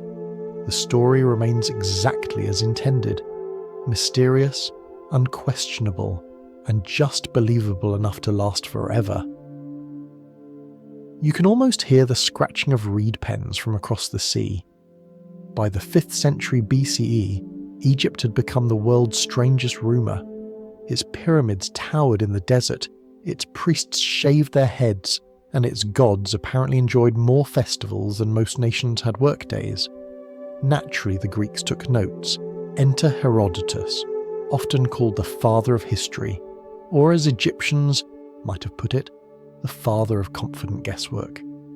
He visited the Nile Valley around 450 BCE, wide-eyed and talkative, writing down everything the locals told him, plus a few things they probably didn't. What emerged was part travelogue, part anthropology, and part early stand-up routine. He marvelled at how Egyptians worshipped cats, mourned fish, and measured time by the flooding of the river. But what fascinated him most were their rituals, the endless processions, festivals, and feasts where holiness and chaos appeared to coexist. In his histories, he describes an annual pilgrimage to Bubastis, where boats full of celebrants floated down the Nile, clapping, singing, and occasionally lifting their skirts at onlookers. To Herodotus, this was shocking. To Egyptians, it was Tuesday. He claimed that during these festivals, more wine is consumed than in all the rest of the year. Modern scholars suspect he may have been underselling it. Herodotus admired the Egyptians' piety but could not resist moral commentary. He noted their strange customs with both reverence and alarm. Priests who shaved their entire bodies, men weaving while women traded at markets, public mourning that resembled choreography. He seemed both charmed and confused, which is to say, accurately. A century later, the historian Diodorus Siculus arrived, repeating many of Herodotus' stories and adding a few embellishments for dramatic effect. He insisted that Egypt's festivals included dancing without restraint and acts of ecstasy performed in the presence of the gods. The tone suggests admiration wrapped in faint panic. Foreign chroniclers often struggled to distinguish ritual from revelry, or, more honestly, from fun. The Romans, predictably, had opinions too. Writers like Juvenal and Plutarch turned Egyptian religion into exotic spectacle. Temples filled with mystery, priests whispering nonsense, and devotees worshipping crocodiles and onions. It was a convenient contrast to Roman self-control, which, judging from their own orgies, was largely theoretical. To them, Egypt represented too much belief, too much colour, too much laughter, too many gods, and far too much incense. It was spirituality with stage lighting, and while they mocked it, they also borrowed from it shamelessly. By the late Empire, Isis and Serapis, imported Egyptian deities, had temples across the Mediterranean. Roman citizens prayed to them for love, fertility, and occasionally good theatre tickets. Statues of Isis holding her divine child appeared everywhere from Pompeii to London. The same empire that once sneered at Egypt's mysticism quietly adopted its perfume. It's easy to see why. Egyptian religion offered something the Greeks and Romans secretly envied: emotional permission. It allowed laughter in the presence of divinity, music in the middle of prayer, wine as a form of forgiveness. It treated joy not as distraction, but as discipline. Still, the foreign chroniclers couldn't resist exaggeration. To read Herodotus or Diodorus is to picture Egypt as one long street party punctuated by mummification. They wrote about naked processions, sacred animals attending banquets, and priests who never ate beans. Some details are true, others suspiciously enthusiastic. Egypt became less a place and more a metaphor for mystery. the world's oldest brand of exotic wisdom, marketed by its critics. Back in Egypt, the priests must have smiled. They had unintentionally achieved global publicity. Their festivals, half sacred and half ridiculous, were now legends abroad. Herodotus's book guaranteed that future generations would remember Egypt not just for its pyramids, but for its confidence. A civilization unashamed to dance for its gods while other nations still whispered their prayers. And perhaps that was the point all along. The Egyptian approach to religion had always been performative, not hypocritical, but theatrical. The belief that if you acted the part of holiness long enough, the gods would believe you too. The foreigners misread the performance as chaos, never realizing it was order in disguise. Today, tourists still walk through the same temple courtyards that Herodotus described, marveling at carvings of dancers, musicians and processions. The colours have faded, but the rhythm remains. The silence almost hums with memory, as if the stone itself remembers the laughter. Somewhere out there, Herodotus might still be taking notes, trying to decide whether Egypt was a revelation or a scandal.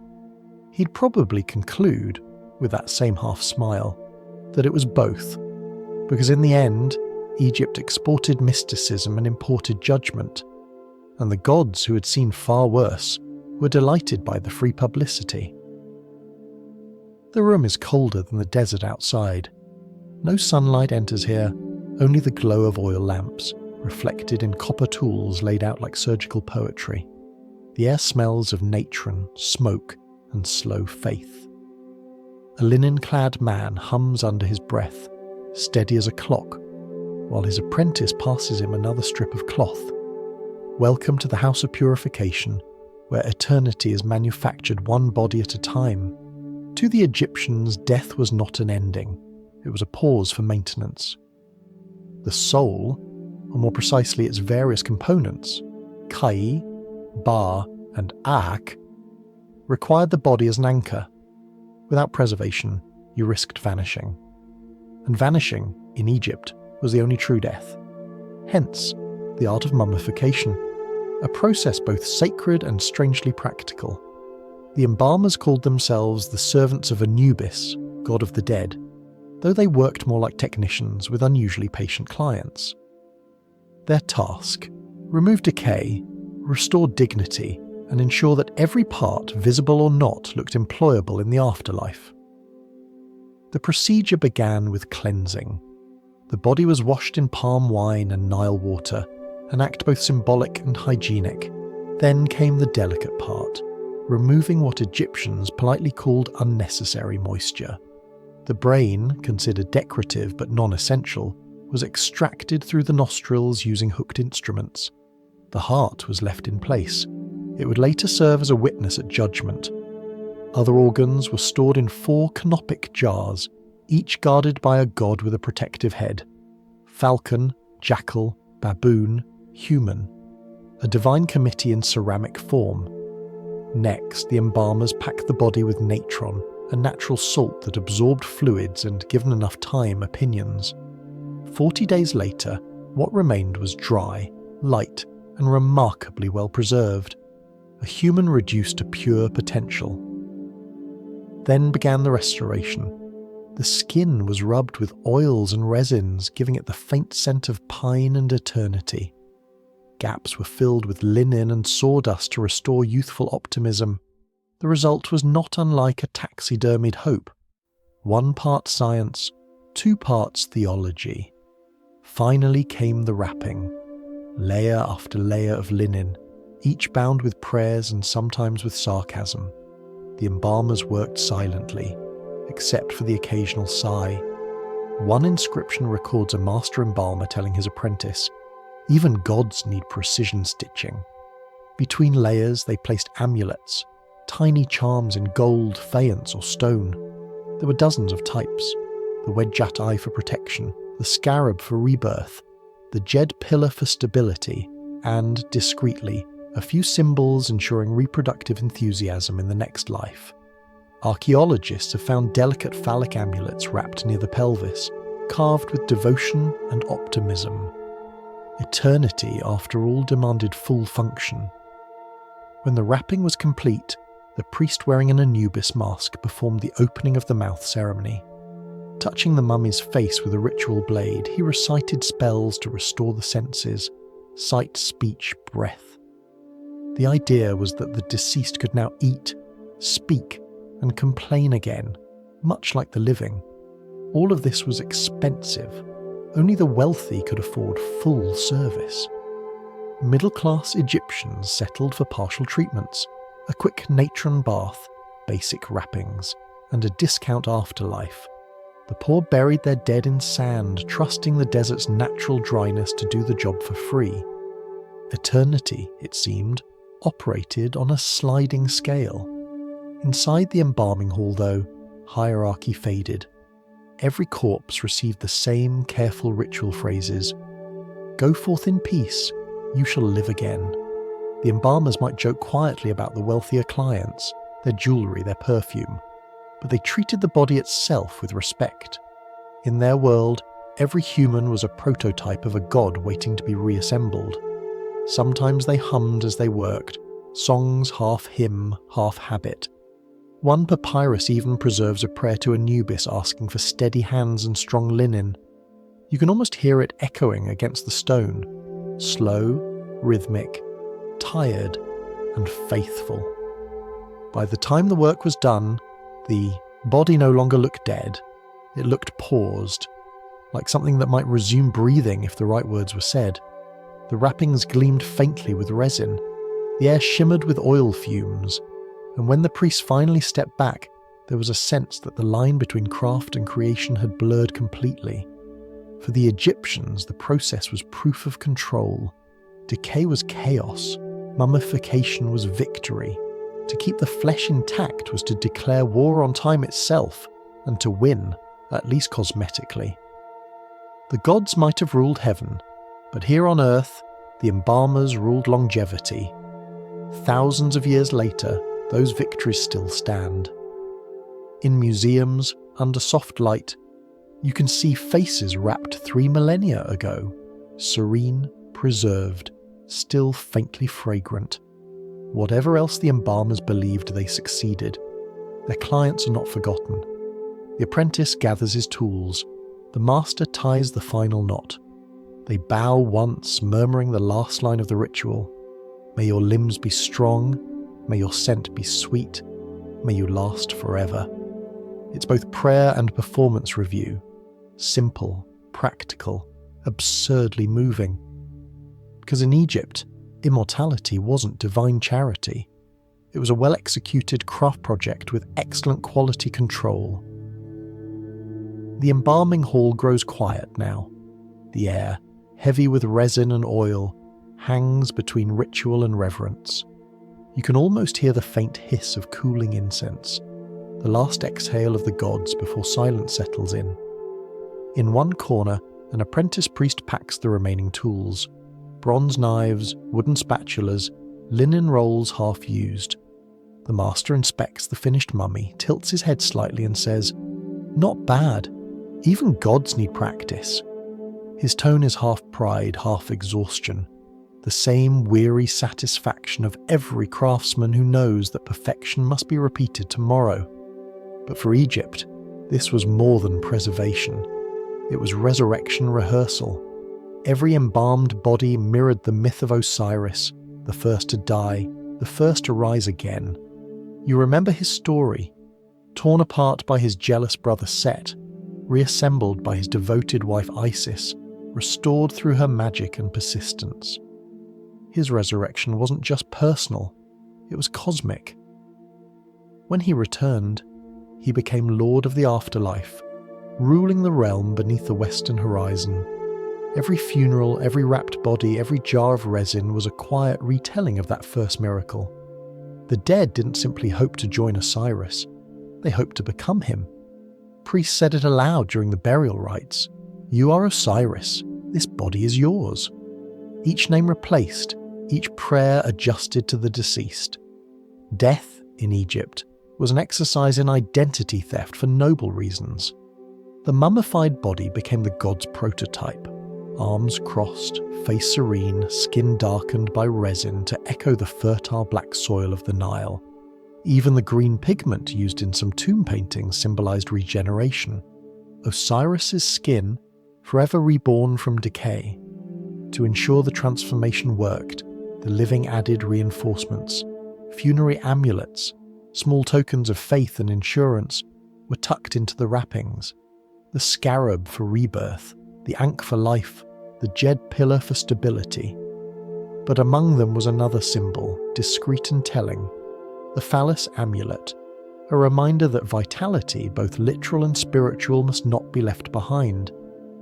Archaeologists have unearthed bronze ithyphallic figurines from tombs, standing upright in eternal optimism.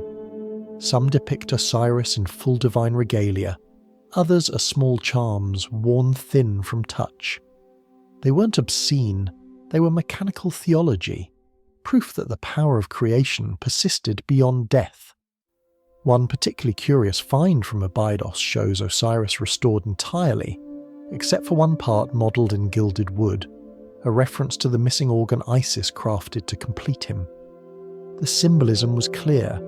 Life requires wholeness, and even gods appreciate repairs. During the final rites, priests would chant the Liturgy of Resurrection, invoking Osiris's journey from dismemberment to renewal.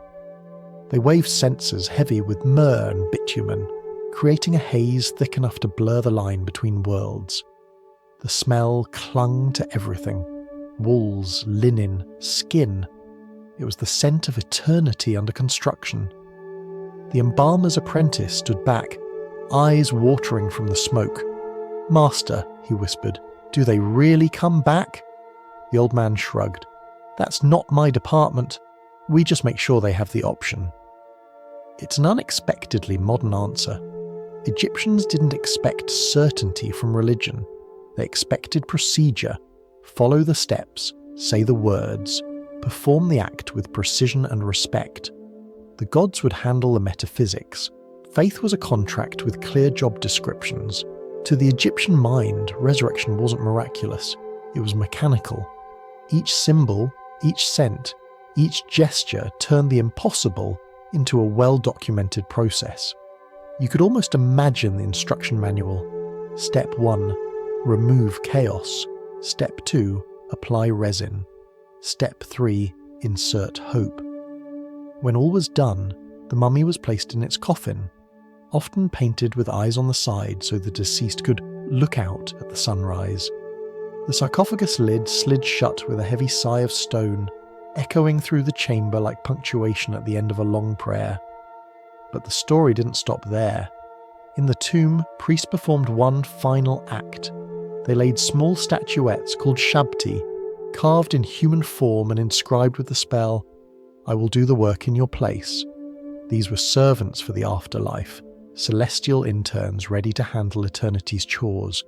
It's one of history's first examples of effective delegation. The logic was beautiful in its simplicity. If Osiris rose again, so could anyone willing to follow instructions. The secret wasn't faith, it was imitation. To behave as the god behaved was to share in his fate. And so, each burial became a careful copy of a myth that Egypt refused to let die. Outside, the desert waited, windless, infinite and deceptively patient. The priest sealed the tomb, muttered the closing prayer, and stepped back into the light. Somewhere far above them, the sun blazed across the sky, completing another daily resurrection of its own. The pattern continued. The river flooded, the crops grew, and the god within the earth stirred again. Osiris had done his job, the embalmers had done theirs, and Egypt, satisfied, continued the experiment, one careful resurrection at a time. You've left the embalming hall behind now. The air outside is warmer, softer, and filled with the smell of dust and flowers. Somewhere a harp plays, gentle and unhurried. The same kind of music that would have filled the banquet scenes painted on tomb walls. In those scenes, eternity looks surprisingly comfortable. The Egyptians didn't imagine the afterlife as clouds and harps. but as a permanent festival, a realm where everything that made life bearable simply refused to end.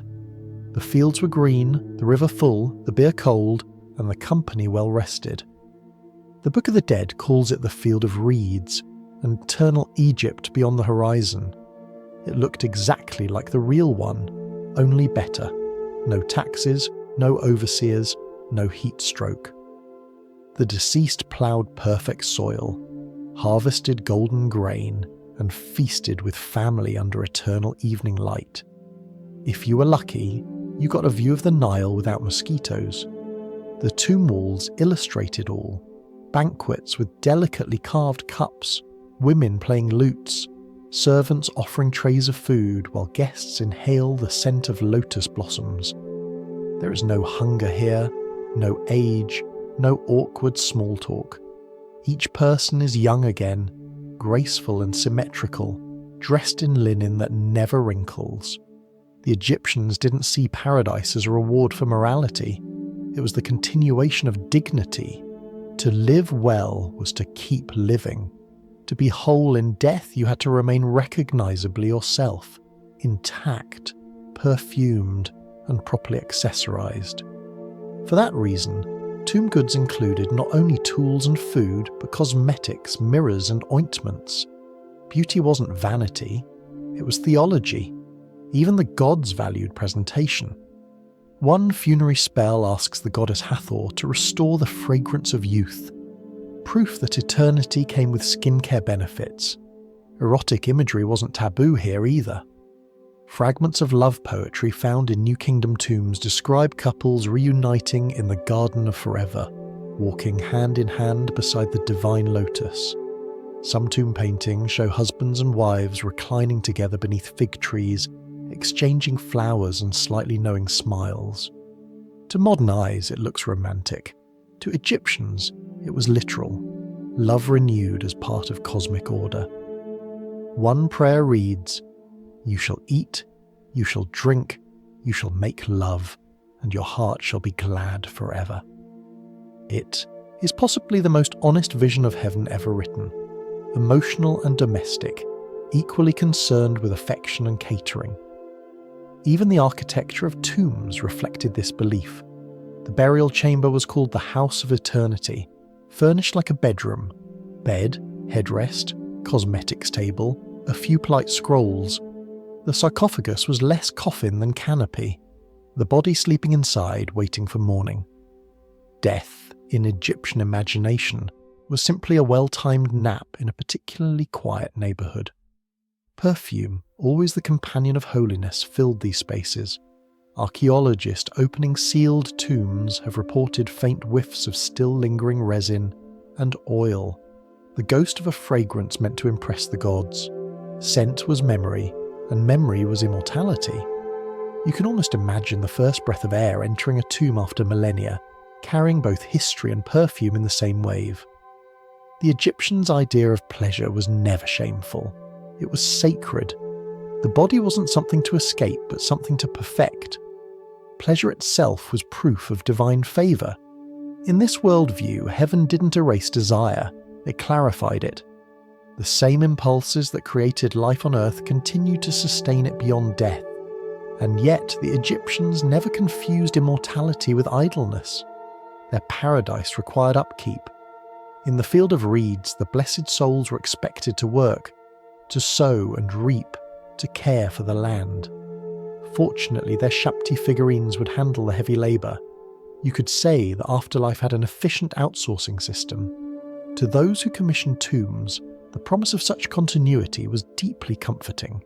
Even if life was short, laborious, and often dusty, it would resume, improved, reorganised, and infinitely catered. Heaven, to them, was not an escape but an ideal repetition. The difference was tone, less sweat, more music. You can almost picture it now. A vast green plain beneath a perpetual sunset, reeds whispering, boats gliding across mirror-still water. The scent of bread and honey drifts on the wind. Somewhere, a familiar voice laughs softly. A woman in white linen turns toward you and says, "We have been waiting." It's tranquil, yes, but not sentimental. The Egyptians didn't dream of peace because they lacked it. They dreamed of continuity because they had earned it. Eternity for them was not perfection, just permanence. Back in the silent tomb, the harp music fades. The painted figures still smile. Their world, though motionless, feels alive in its detail. Jewellery gleaming, food fresh, skin warm. The artisans carved every fold of cloth as if believing that precision itself could summon breath. Perhaps in a way it did, because in Egypt the afterlife wasn't imagined. It was constructed carefully, fragrantly, and with perfect symmetry. Heaven didn't need angels, it needed good lighting, a strong sense of smell, and the occasional reminder that even in eternity presentation still mattered. You're standing in a chamber of silence.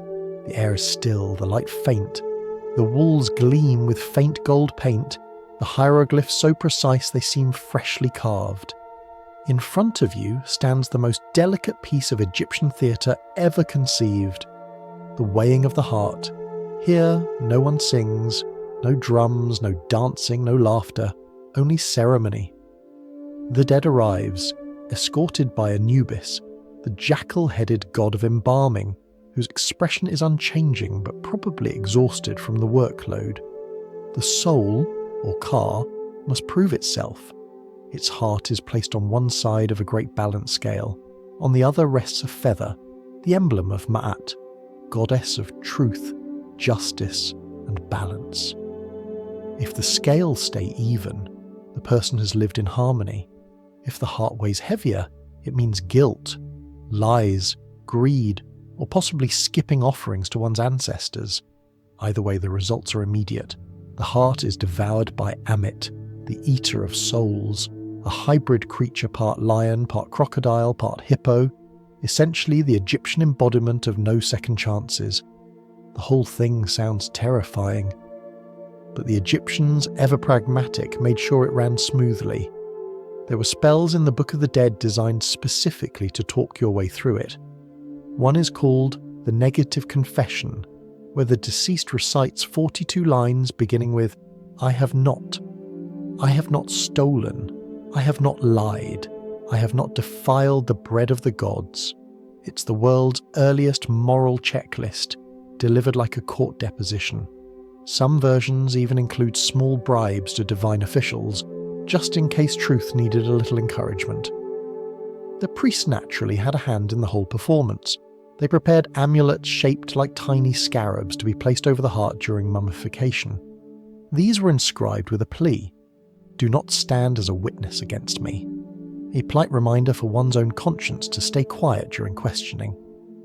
One can imagine the occasional royal audit being adjusted for convenience. The priests, after all, served as auditors of eternity. And as one dry inscription implies, the heart of the pharaoh is always balanced, for the gods value harmony over detail. It's the ancient equivalent of a very forgiving performance review. In the painted scenes, the drama unfolds with solemn precision. Anubis adjusts the scale. Thoth, the ibis-headed scribe of the gods, records the result in a scroll with professional detachment. Behind them stands Osiris, green-skinned and serene, flanked by the 42 judges of the underworld, divine bureaucrats, each responsible for one moral category. You can almost hear the rustle of papyrus as verdicts are signed in triplicate.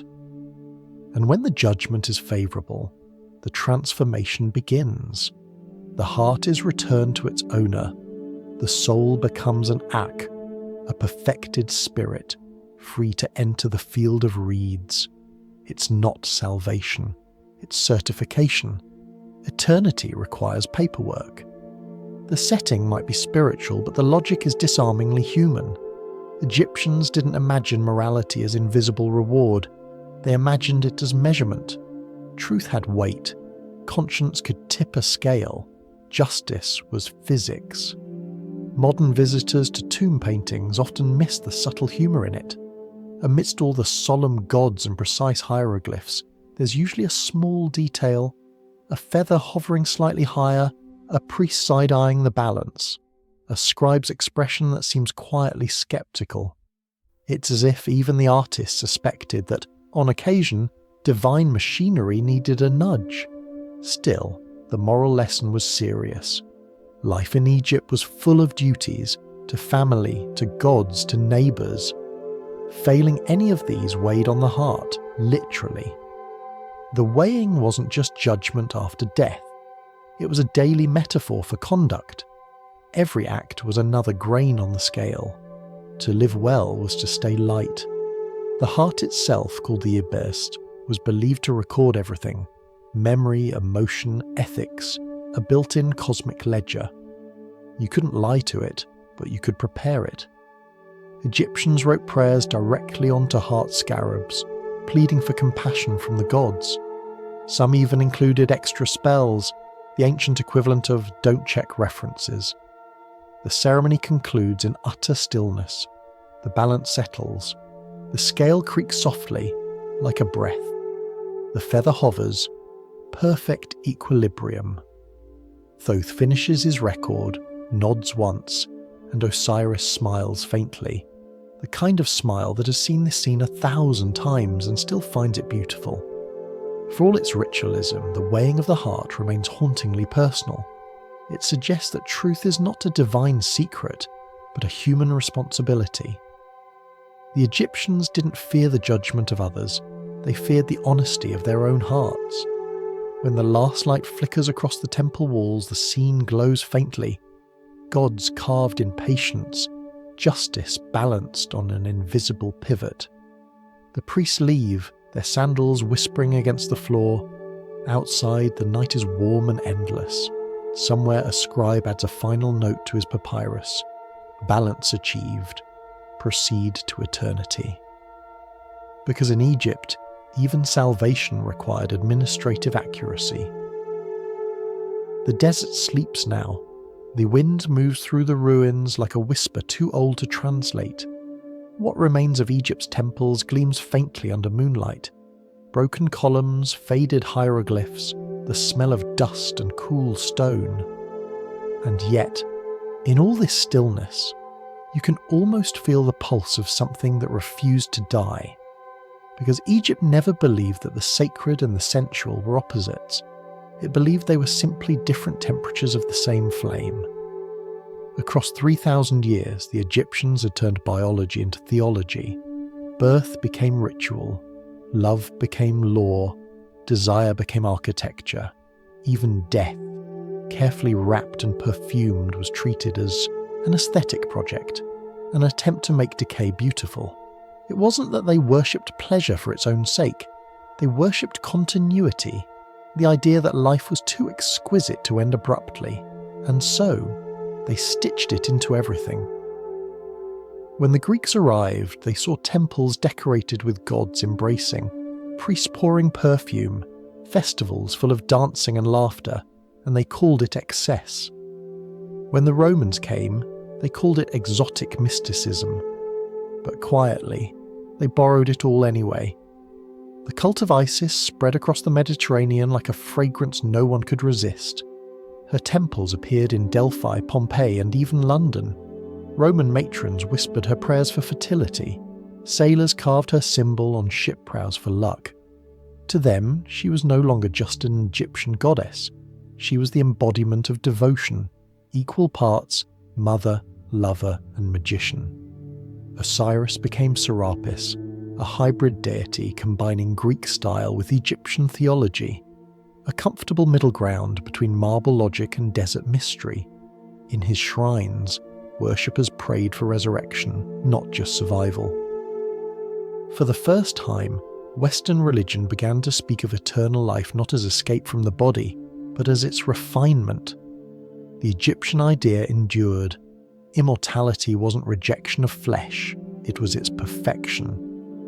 Even centuries later, long after the temples closed and hieroglyphs fell silent, the echoes remained.